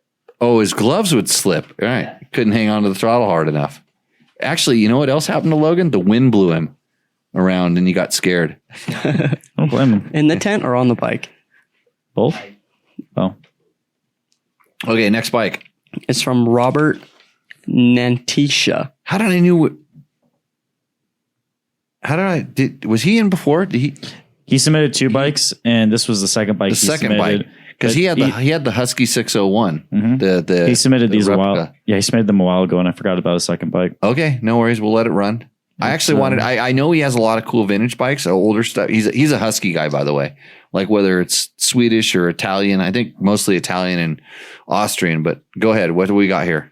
It's a GP Motorcycles, National City Motorcycles, P3 pipe deflector, Michelin Enduro mediums with Michelin bib mousses, balance wheels, seat concepts, zip tie shark fin, FMF gnarly, 2.1 TI muffler, AXP skid plate, ARC melon levers, CF fork covers, swing arm covers, OEM open handguards, Discover Enduro fork foot guard, suspension 101, high-low, speed comp, adjustable. Whoa. Fork foot guards. Yeah, Enduro fork foot guards. Enduro Engineering? Discover Enduro. Yep. So that's those parts that we were talking about that protect your fork lowers, I believe. Or are they the whole, or is it the whole, are those wraparound fork guards so the rocks don't fly up and hit the thing? Is the photo up in the chat there, Matt? Your photo has seemed to have disappeared. Matt lost the photo. Ooh. Whoa. I thought I had it, but I can't find it in my folders here. Yeah. Come on, Matt. I thought you were on top of this. Cooper was doing a pretty... Oh, there it is. Okay. I didn't rename it. That's what happened. Yeah. Was I actually doing pretty good, though? I thought you did okay. It was okay. Yeah, it's okay. It's as good as you could have been. There's always room for improvement. And now we have the picture of the bike. So the fork... run me that fork thing again. Discover Enduro fork foot guards. Fork foot guards. I think those are the ones that wrap around the bottom of the fork. But does he have the more wrap around? Because I have those on one of my bikes where it's the fork shield that bolts onto the lowers to protect the slider, and it keeps the rocks from flying off of the tire and putting a ding in the fork leg. And anyways, I thought that's might have been what it was, but I don't see. I don't see it on there because he also talks about swing arm protectors, but I think he has them on there just a sticker on it so we can't see. Oh, it might be because it's a little black on it. On the swing arm, yeah. Yeah. It has a pretty good scratches in that pipe protector. Okay, keep going down the list. Suspension 101, high-low speed comp adjustable base valves, flow foot pegs, Kuber ECU, V-Force 4, zip tie brake reservoir, extender, various blue alloy bits, fast away. Alloy. Okay. Alloy there. Alloy there. Yeah. Cooper made up a new word tonight. Here we go. Put that on the list. Alloy. Yeah. Alloy, mate. Okay. Hey, to be fair, it's kind of like the one where it's like, he ran out of space, so okay. Okay, you know what? I got to side with him on this. It was across the margin on the page, so there may be something. What were you going to say besides alloy?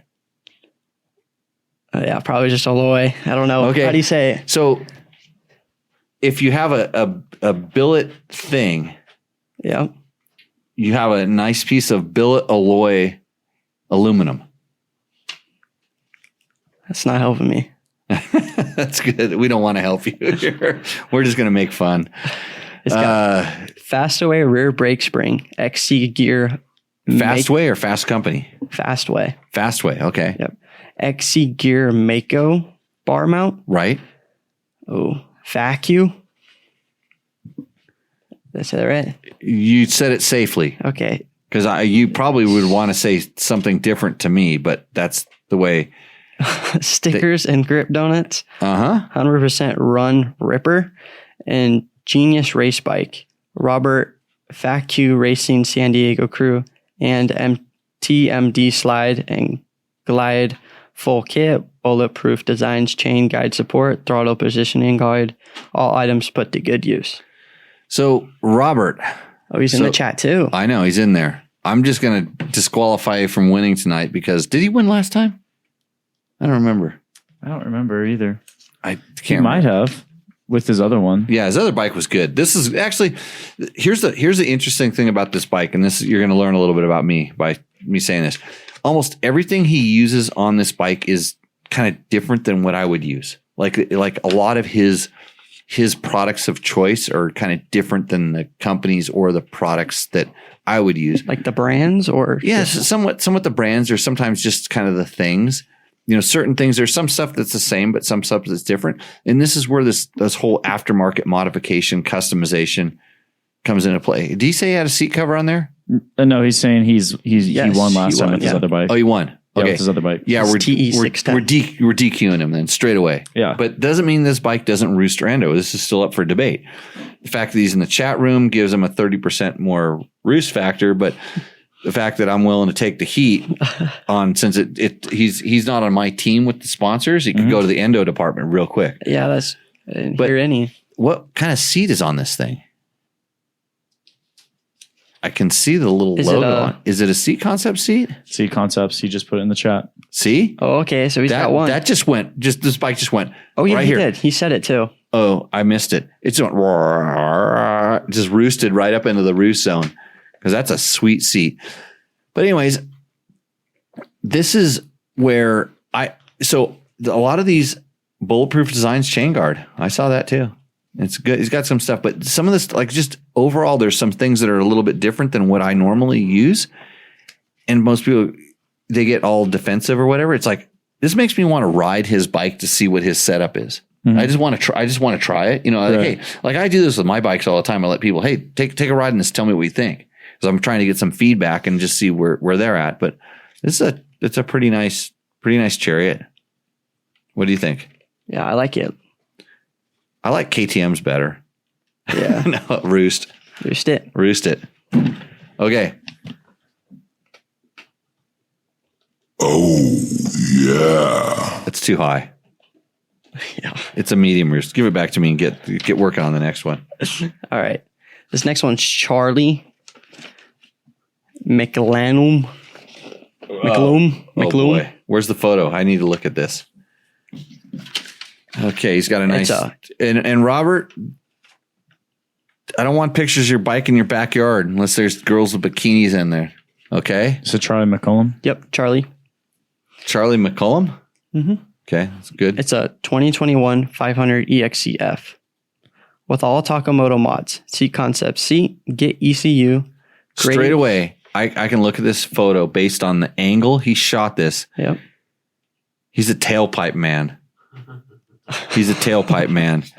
And most tailpipe men I'm a little scared of. You know, I just like kind of step back.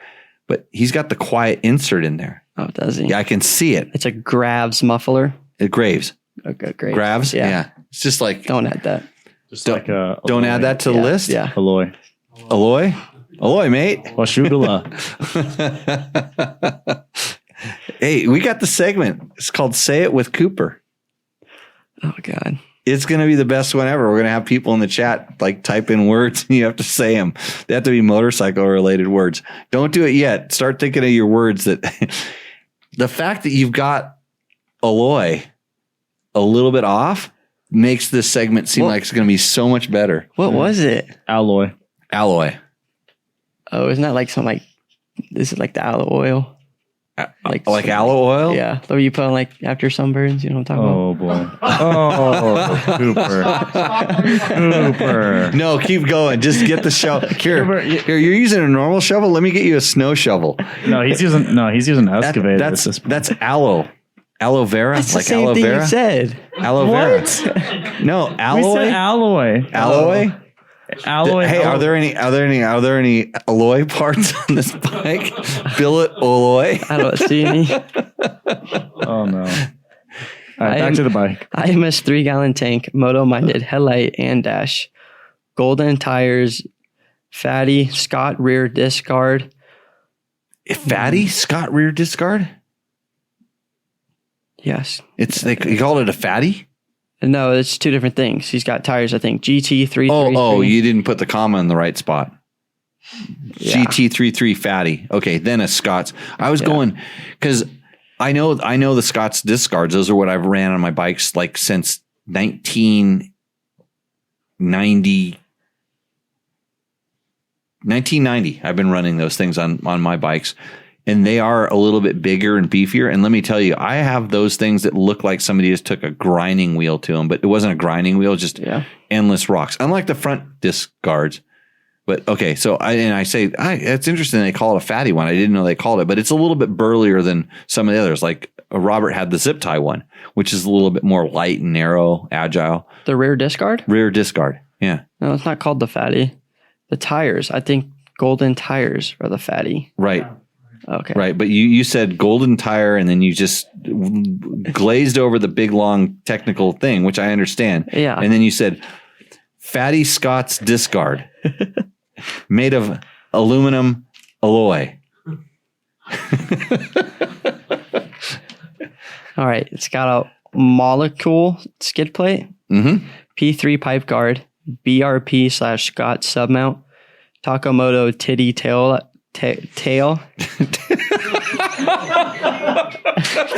What did I say wrong? It's okay. Takamoto titty tail. Oh, God. Say it with Cooper. And fork wrap LED blinkers. God. It's okay. Enduro plate license plate holder, resprung for my weight, bulletproof designs, radiator guards, and swing arm tab saver, BRP chain guide, reflex racing hand guards, double take trail mirror, giant loop of all the bags, etc. Absolutely love this bike. Avid listener to the podcast. Keep up the great work. The ass kissing isn't going to get you very far here, but the titty tail will. What is it? This thing roosts. Yep. Anything that has a titty tail on it, it's got to be good. See why we replaced you, Logan? I replaced myself. Yeah, not talking is one thing, but creating new verbiage is pronunciation better. Oh, awesome. That thing looks classic. dope. This guy got the lighting right. He got the photo. He backlit. This is Todd Kelly. Yeah, Todd. Wow, good job, Todd.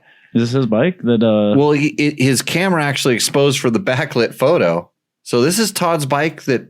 Oh, this one. Oh, that's a good one. That thing looks dope. So he was talking about. Okay, so he was asking questions about his new 4-stroke. Mm-hmm. And he was comparing the sound of the starter to this one. I think. Mm-hmm. He's in the chat also. Was the last guy in the chat? The guy with the titty tail? What was his name? Charlie? I didn't see his name. Didn't pop up? Okay.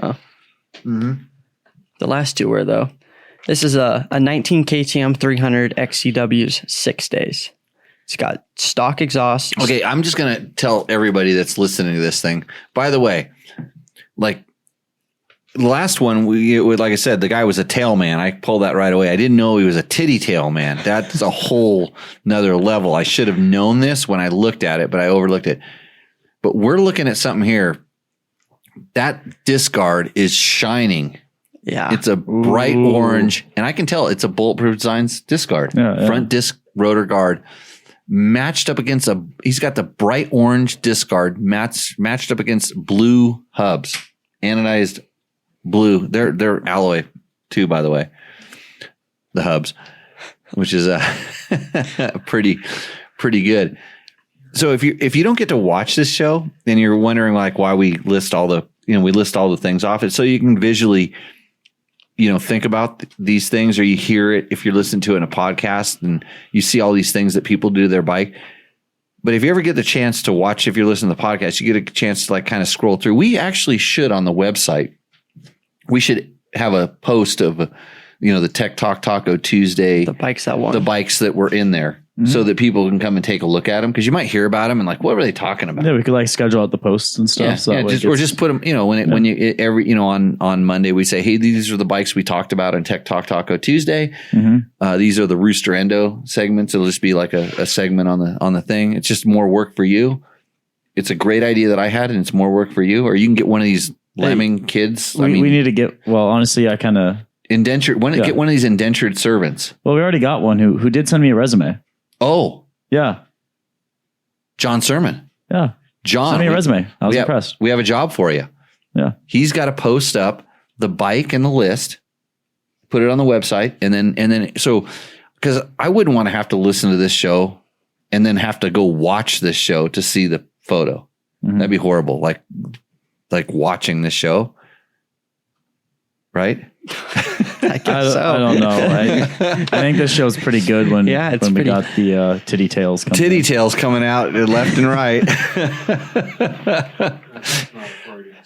Yeah. Oh. He's good. Yeah. Didn't even know it. So So we're talking about these bikes, and this will be a good way for you to be able to go and see the pictures. See what those bikes are when we talk about it, because some of them are actually pretty cool. Yeah, and it's not that prevalent in the motorcycle industry. Although I did check that girl's bike out on the ride we went on.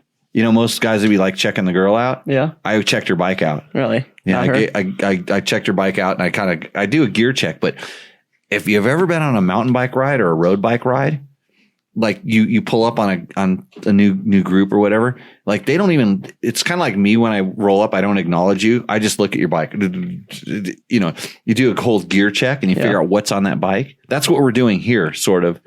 You've seen this bike in person. I have. Yeah. Yeah, Todd Kelly was at our class. Well, that's how much I remember people. Yeah. Don't say that. No, I don't. I like, how you have a problem with seeing words and then pronounce them correctly? Yeah. I have a problem with like meeting people and never even know that I ever met them in the whole real world. Really? It just, it takes a long time. It's weird. I'll remember his bike. Like, those lights are cool. But not, now that we've talked about it, I might remember this bike. This bike was not in our class. Was this at our class? He says it is. I don't remember though. Remember it. Oh, you do? Yeah. Then he must have been a really good student. You didn't have to write on the back of it? It was parked here for one of the days. Oh, but he didn't take the class. No, he did. He took. Well, if I would think that I would remember this bike if it was in our class, He other said it than was in the class. if he was in a class. Okay, it says right there on the screen. It says this bike was at your class, so you've seen it in person. Yep. Was he in our class? I don't know, but it was so garish I couldn't forget it. Garish. Yes. Yeah, that's an interesting word. I don't even know what it is. That's the orange front disc guard with a blue hub. With Garish. Yeah.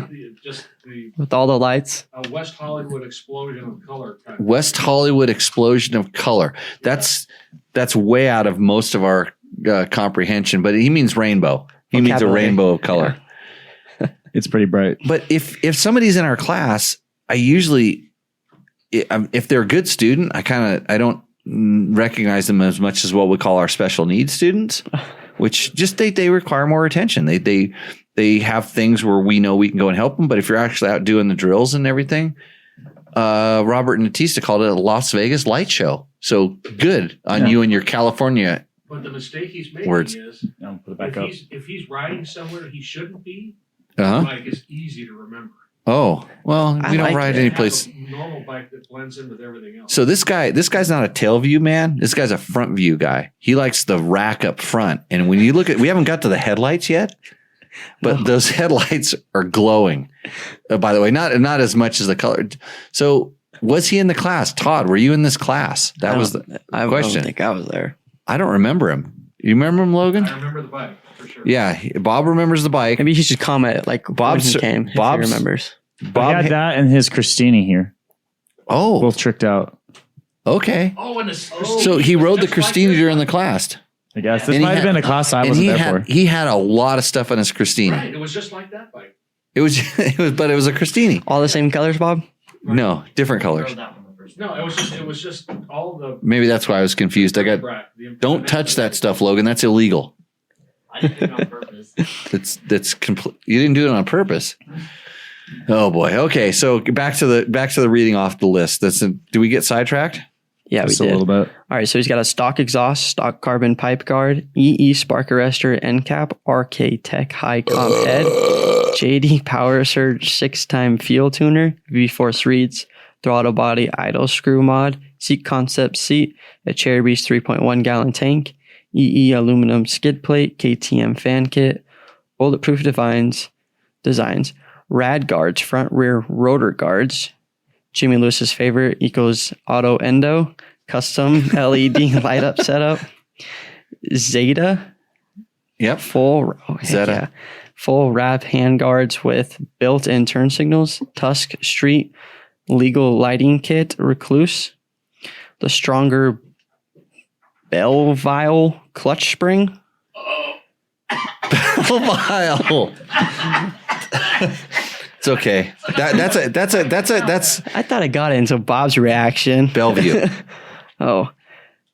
Belleville. Clutch springs, increase spring rate to match my weight. Dow Sago XP1 kit for the Explorer 48 fork that adds a mid valve and replaces the base valve. APE Racing Flex bars, ODI lock-on grips, Trailtech Voyager Pro Best Dual Sport 90-degree tank, elbow. Oh, that means that bike has that guy gave it 16 more horsepower. Billet fuel filter, Billet external quick disconnect fuel filter, Quantum fuel pump, and a bunch of bling as well as the protection parts.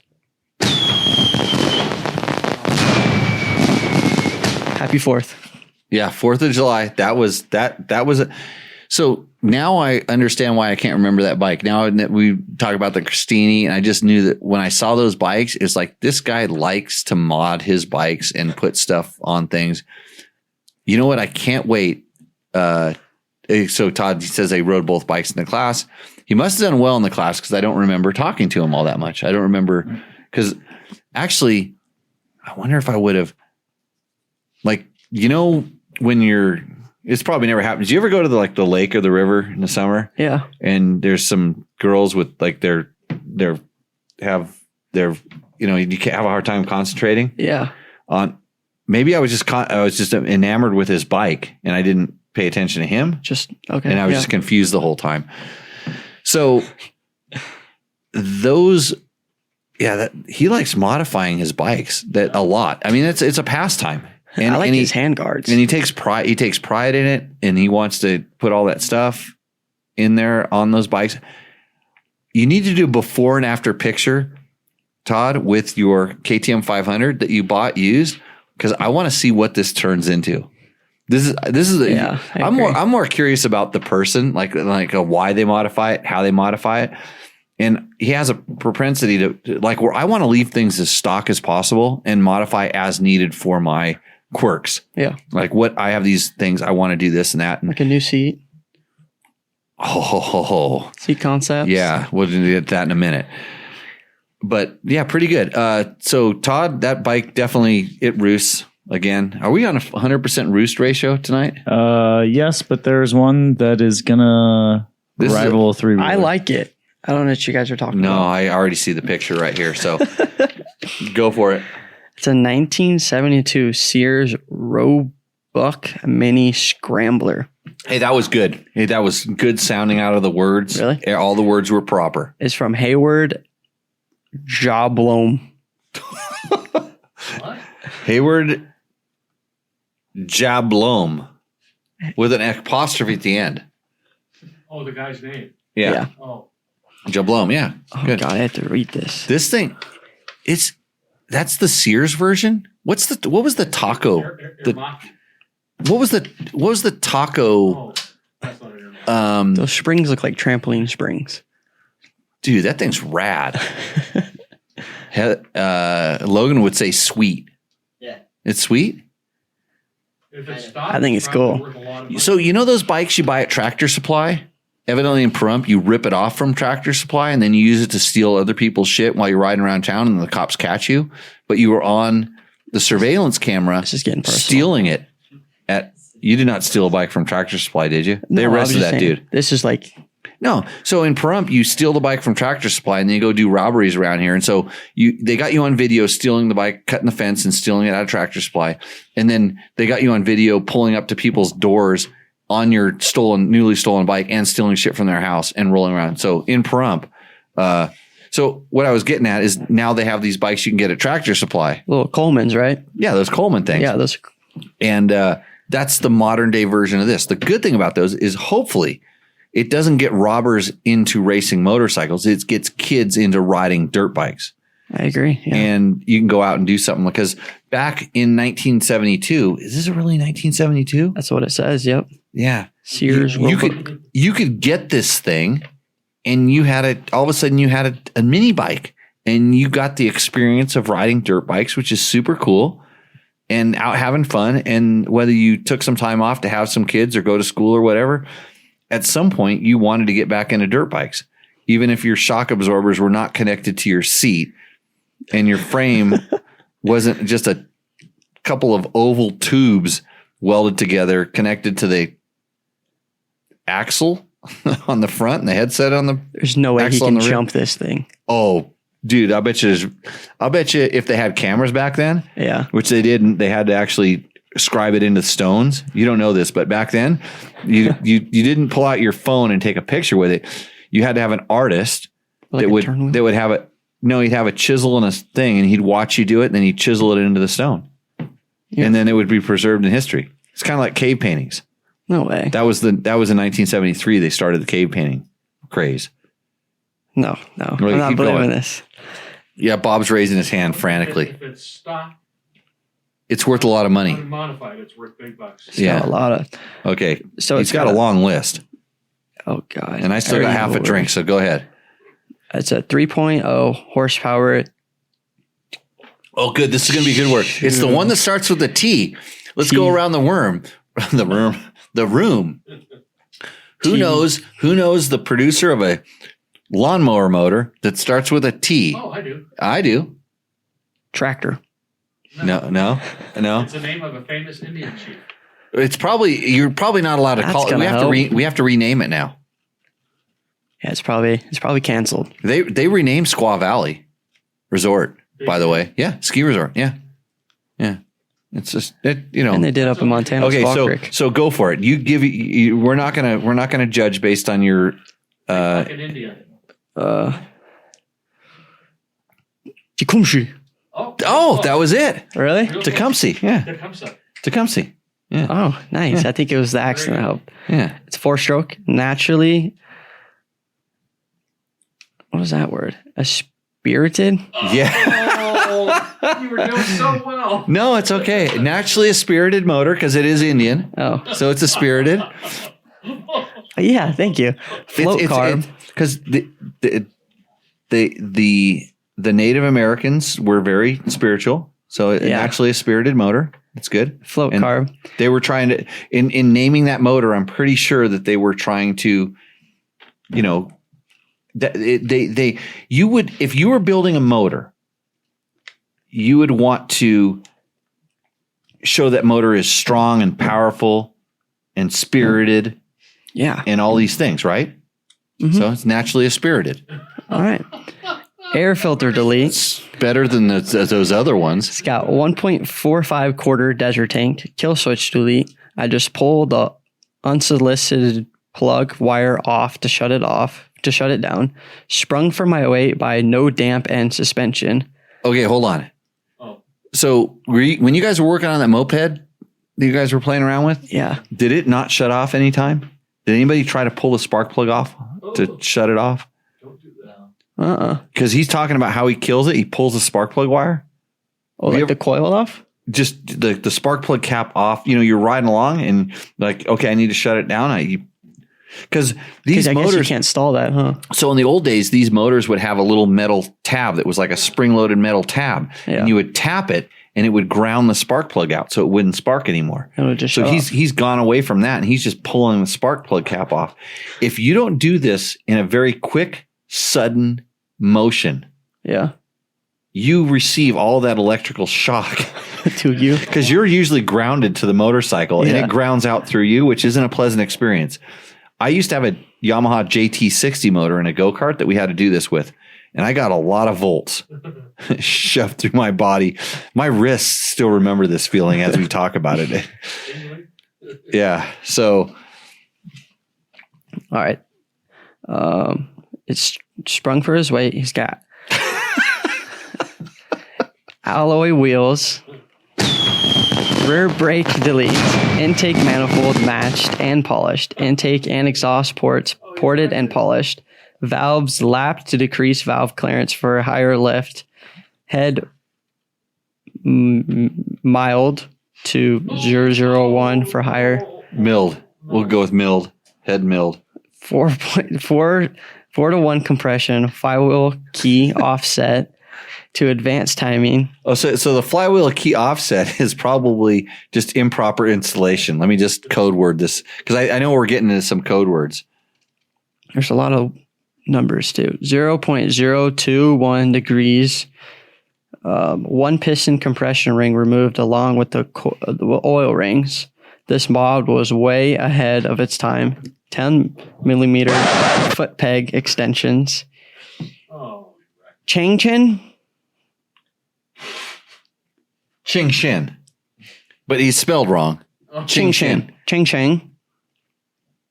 Turf Saver tires, 4 psi, front 15. Rear or the sprocket runs on the ground, turning left. Custom Nagahide. Seat cover. Why is there so many hard words in this?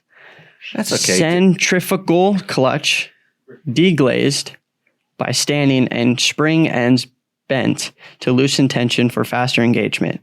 New mil spec 550 cord pull start. So if you're like a gearhead or a motorcycle guy, and I'm sitting here listening to the stuff that he's saying in this, and it all rings a bell. I have done all of these things he's talking about in some way. He's making fun. Haywood is making a certain amount of fun of stuff that back in the day was how you modified, fixed, tuned up. I mean, I think he's making a joke by pulling the piston ring out, but like you'd have these little stock class racing, there would be a limited class and there was no rule that said you couldn't take a piston ring out because it would make the motor rev higher. Yeah. And so people would do this. And then it was like, all of a sudden your bike in the stock class is a little bit faster than the other guy's bike. And, for whatever reason, it was, was able to do it. You look at these kids racing go-karts and lawnmowers, which is a lawnmower, go-karts with lawnmower engines in it.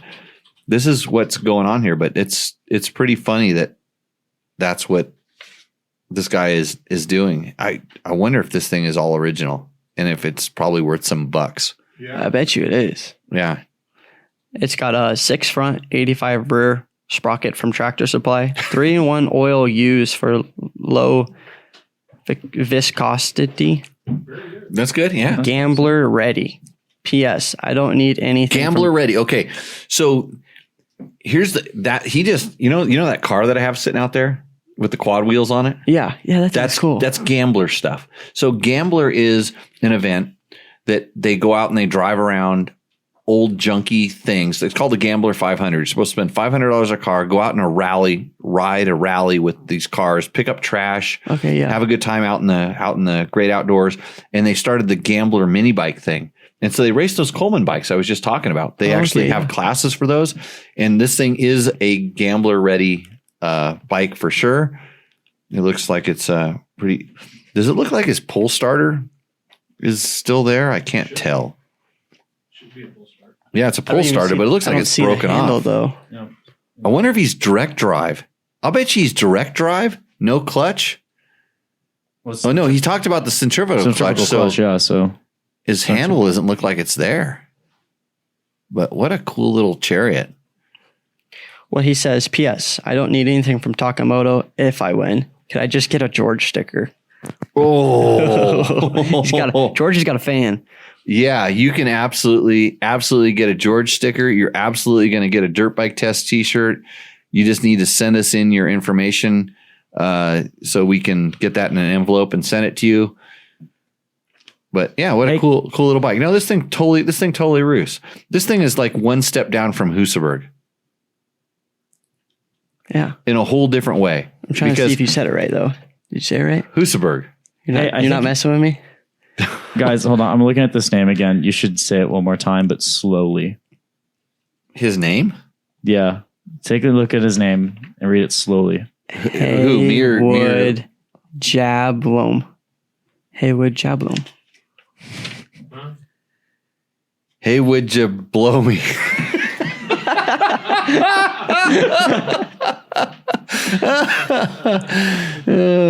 Yeah, you got to read it out loud. That's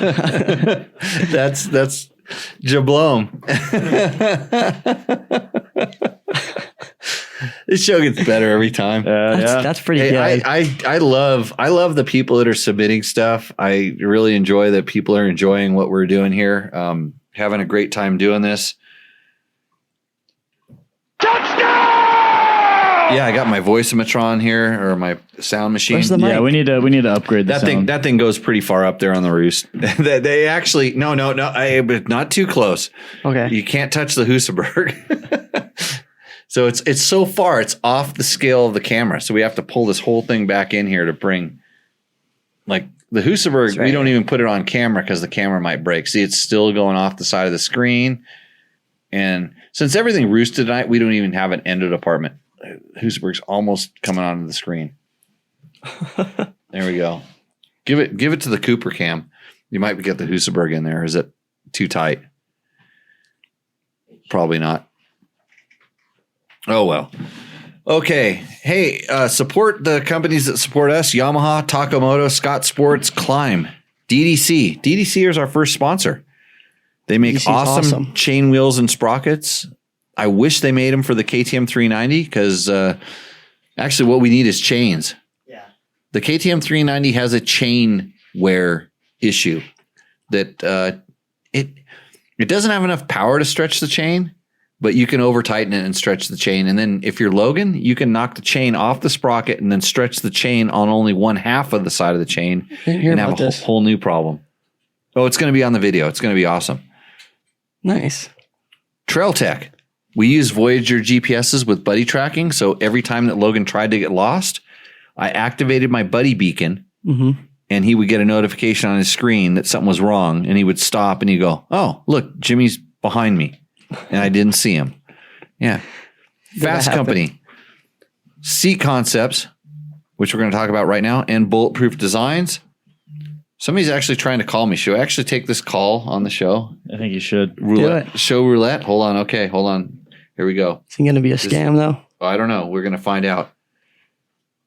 Call from Chris. Chris is calling in. To accept, press 1. I pressed 1. Hey, Chris, welcome to Tech Talk Taco Tuesday. You're live on the show. How can I help you? Do what? Oh, well, you called into a live podcast. This is a Tech Talk Taco Tuesday. I'm Jimmy Lewis. I'm the host. We're here with Cooper, who can mispronounce any word that you spell out. But since you can't spell a word out for us in the show, how can I help you tonight? Oh, no, I was actually just calling to register or find out more info on the finesse classes that were coming up. So are you looking for the Cispus Cycle classes or are you looking for the Jimmy Lewis off-road training ones in Pahrump, Nevada? Cispus Cycle will be up in Washington. And actually what I'm doing right now, because you are live on the show, I'm turning this into an ad for my own schools.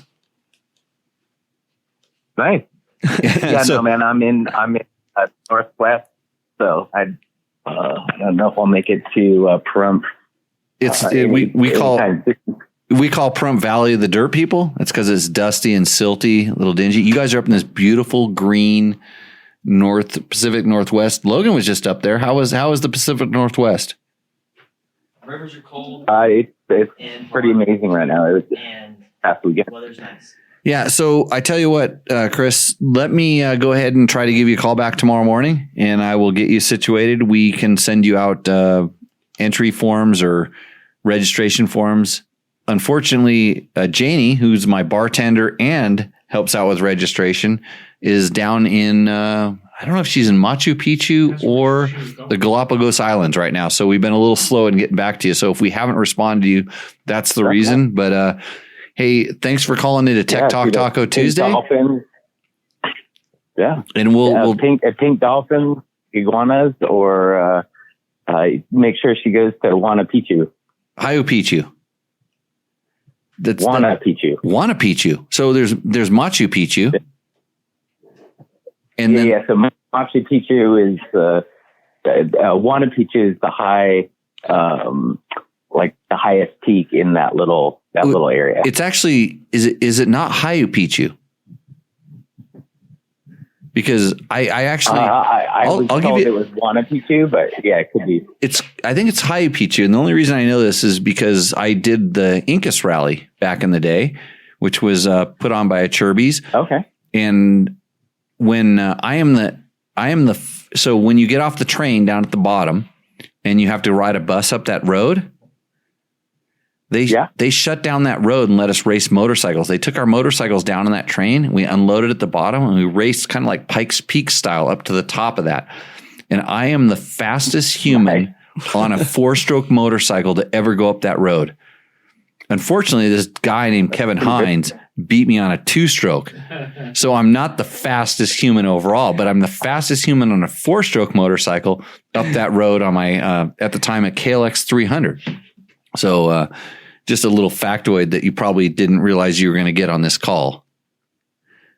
Yeah, no, that's that's more than I bargained for. Hey, well, thanks for calling thanks for calling into the show. Even though you didn't know to call in the show, I should have turned my ringer off of my phone, but we plugged you in live. If you want to check out this show, you can check out at Dirt Bike Test on YouTube or Facebook. And what minute are we in here? We're about almost 2 hours on the show. Yep. So anyways, I will get back to you tomorrow. It's Mina Pichu, according to one of our Mina Pichu according to our experts on our on the forum right now. Pichu.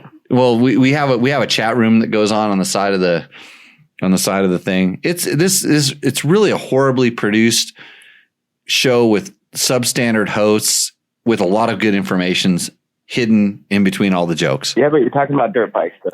Dirt bikes and motorcycle related products. And hopefully we can help you become a better rider. And tune in on Tuesdays. Tell your friends. Yeah, rock and roll. You guys have a good night. Okay, thanks a lot. You take care. You guys. Bye. Well, there we go. Another satisfied client, I hope. Woo! So who won the gift certificate? Oh, that's a good question. Because I'm going to vote for Steven. Which one was that? Steven was the...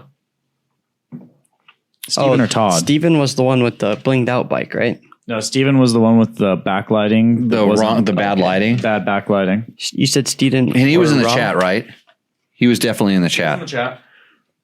I like that one. He didn't want to win. And Robert can't win again. Right. So we disqualified him. I think Steven's good. Dude, what was the other one that we liked? Steven, Robert's out. You said Charlie's out? Charlie. Charlie had the TPI bike. Or no, he had the 2-stroke. No, Robert had the 2-stroke. I don't know. I forgot by now. 500. The EXCF. With all Takamoto mods. Yeah. So he's already got the Takamoto mods. He was the tailpipe man. I want to go with Steven too. Yeah, I'm thinking Steven. Yeah. I think that other than his photo, everything was really good. There's a couple things he could use. This guy, I can already tell that he will use that $100 in the most effective way, almost like Logan. Mm-hmm. I heard Logan's pretty thrifty, we'll call him. Because in our entire trip, the whole trip, he never pulled out his credit card, his wallet once. And I respect that because I was that guy all the time. If somebody else is paying, I'm playing. Right. So, anyways, super awesome. Oh, hey, we got to talk about our product. Product of the week. Product of the week brought to you by Pro Moto Billet. You mean Bulletproof Designs? Oh, Jesus. You need to reach out to Pro Moto Billet. Because I keep saying their name. Well, it's a competitor. Probably. They make a lot of similar stuff. They make good stuff too. So I have C-Concepts. So let me redo this one more time. Product of the week brought to you by Bulletproof Designs. There we go. So that's where you should just step in. Oh, and the thing just popped up too. The thing. Yeah, their logo. Steven, go ahead and reach out to me, Matt at JimmyLewisOffroad.com, and I'll get you the instructions for what to do. Here, why don't you hold that? Do you like touching something that's been so close to my butt for so long? You didn't have to say that. I know I didn't have to say that, but I did because it makes you uncomfortable. So this is a seat concept seat for a KTM 390 Adventure. And let me tell you, this is a brand new product for them. So new that we talked to them. We said, hey, we're going to be riding these bikes back. And I knew the seat was a big problem. And Logan had the KTM Power Parts seat on his bike, which was better than the stock seat. And I'm like, well, I don't really sit down that much when I ride. It's not going to be a big deal. And then when I was testing the bikes out around here, I was testing Logan's bikes and my bike to make sure they were all set up with the racks and different things, the bags. And I go, oh, I'm going to be sitting down. This bike has what we call a sit down rider position. It's just cramped. We'll call it cramped. You say cramped. It doesn't really lend itself to standing up. And most of the time we're just cruising down smooth dirt roads. You're going to be sitting down. And so I was a little worried about my seat. And so I called the Seat Concepts guys. They say, hey, we have a couple seats. They're brand new. They're coming out. And I looked at it, and the sport touring seat, I think they call this one, was a half an inch higher. And I'm already cramped on this bike. So that's more cushion. More cushion for the cushion. So I had, and it has the wings on the side of it, and they're pretty good about making it narrow in the front part. So if you do want to put a foot down, if you are shorter, which isn't a problem for me in this bike, it's shaped properly. And how good was that guy? What was his name? Do you remember? I don't. You don't remember his name either, because I don't remember names. I don't remember people, so I can't be blamed for this. I am a student of you, so don't remember people's names, because you have to cover for me when I'm not doing it right. Yeah. You need to. What do you need to compliment? You need to amplify, or no? Don't amplify my bad points. Compliment. Fill in the blank. So when you make a mistake, or I try to surround myself with people that can do things that I can't do. Like if I'm no good at something, I want to bring people in that are good at this. So don't copy me, Logan. Try to be, when you see me fail, like laugh and then fix it. Yeah, laugh at me, make a joke, because then I'll feel self-conscious, and then you fix it and show me that you're better than me, and then I'll never have to do that again. I'll just let you handle it for me. So, but good job. By the way, Logan rode how many? 1,200 miles without really any super gnarly. Like you only had to take the bags off the bike once to pick it up, right? Yeah. See, I'm picking on him. Yeah. But I'm complimenting him because he was smart enough. It's like his bike was in a position where he couldn't pick it up. So instead of like standing there and crying, he's like, I can't pick it up. He took the bags off of it, picked the damn thing up, strapped the bags on, and kept going. There we go. And I hardly had to yell at all. In fact, I didn't even know what happened. I just said, hey, Logan, what happened? He's like, what'd you say? Nothing. I completely forgot about it. I was like, yeah, so he figured out how to do it. But anyhow, so back to my seat, my super awesome seat. What a difference it made, because we rode so much sitting down.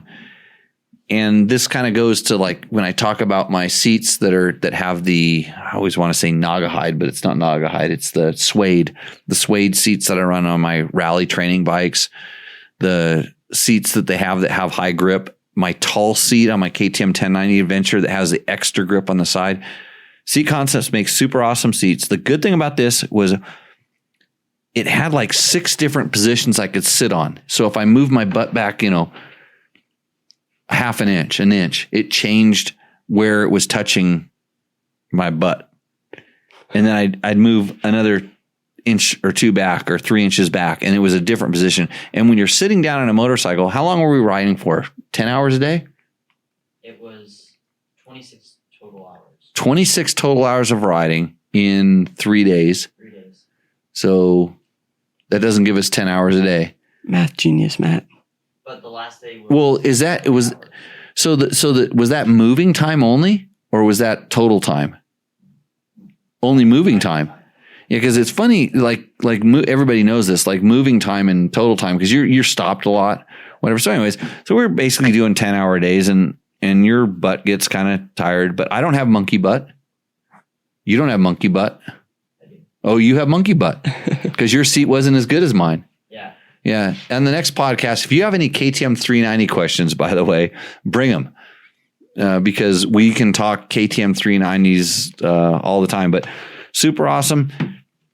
So our buddy from Seat Concepts came over, ripped the stock seat off, put their foam and the seat cover on, used a really crappy stapler I was able to get my hands on, and it stuck on the whole time. It was good. Nice. I actually went with my air stapler and put a couple, after I took it off, I saw where the other staples were coming loose and got it good, but man, it's nice. You don't want to do that, do you? You're scared of that thing now. You think my ass has been on there for a long time. So 6 hours. 26 hours. That's a lot. So yeah, super good seats.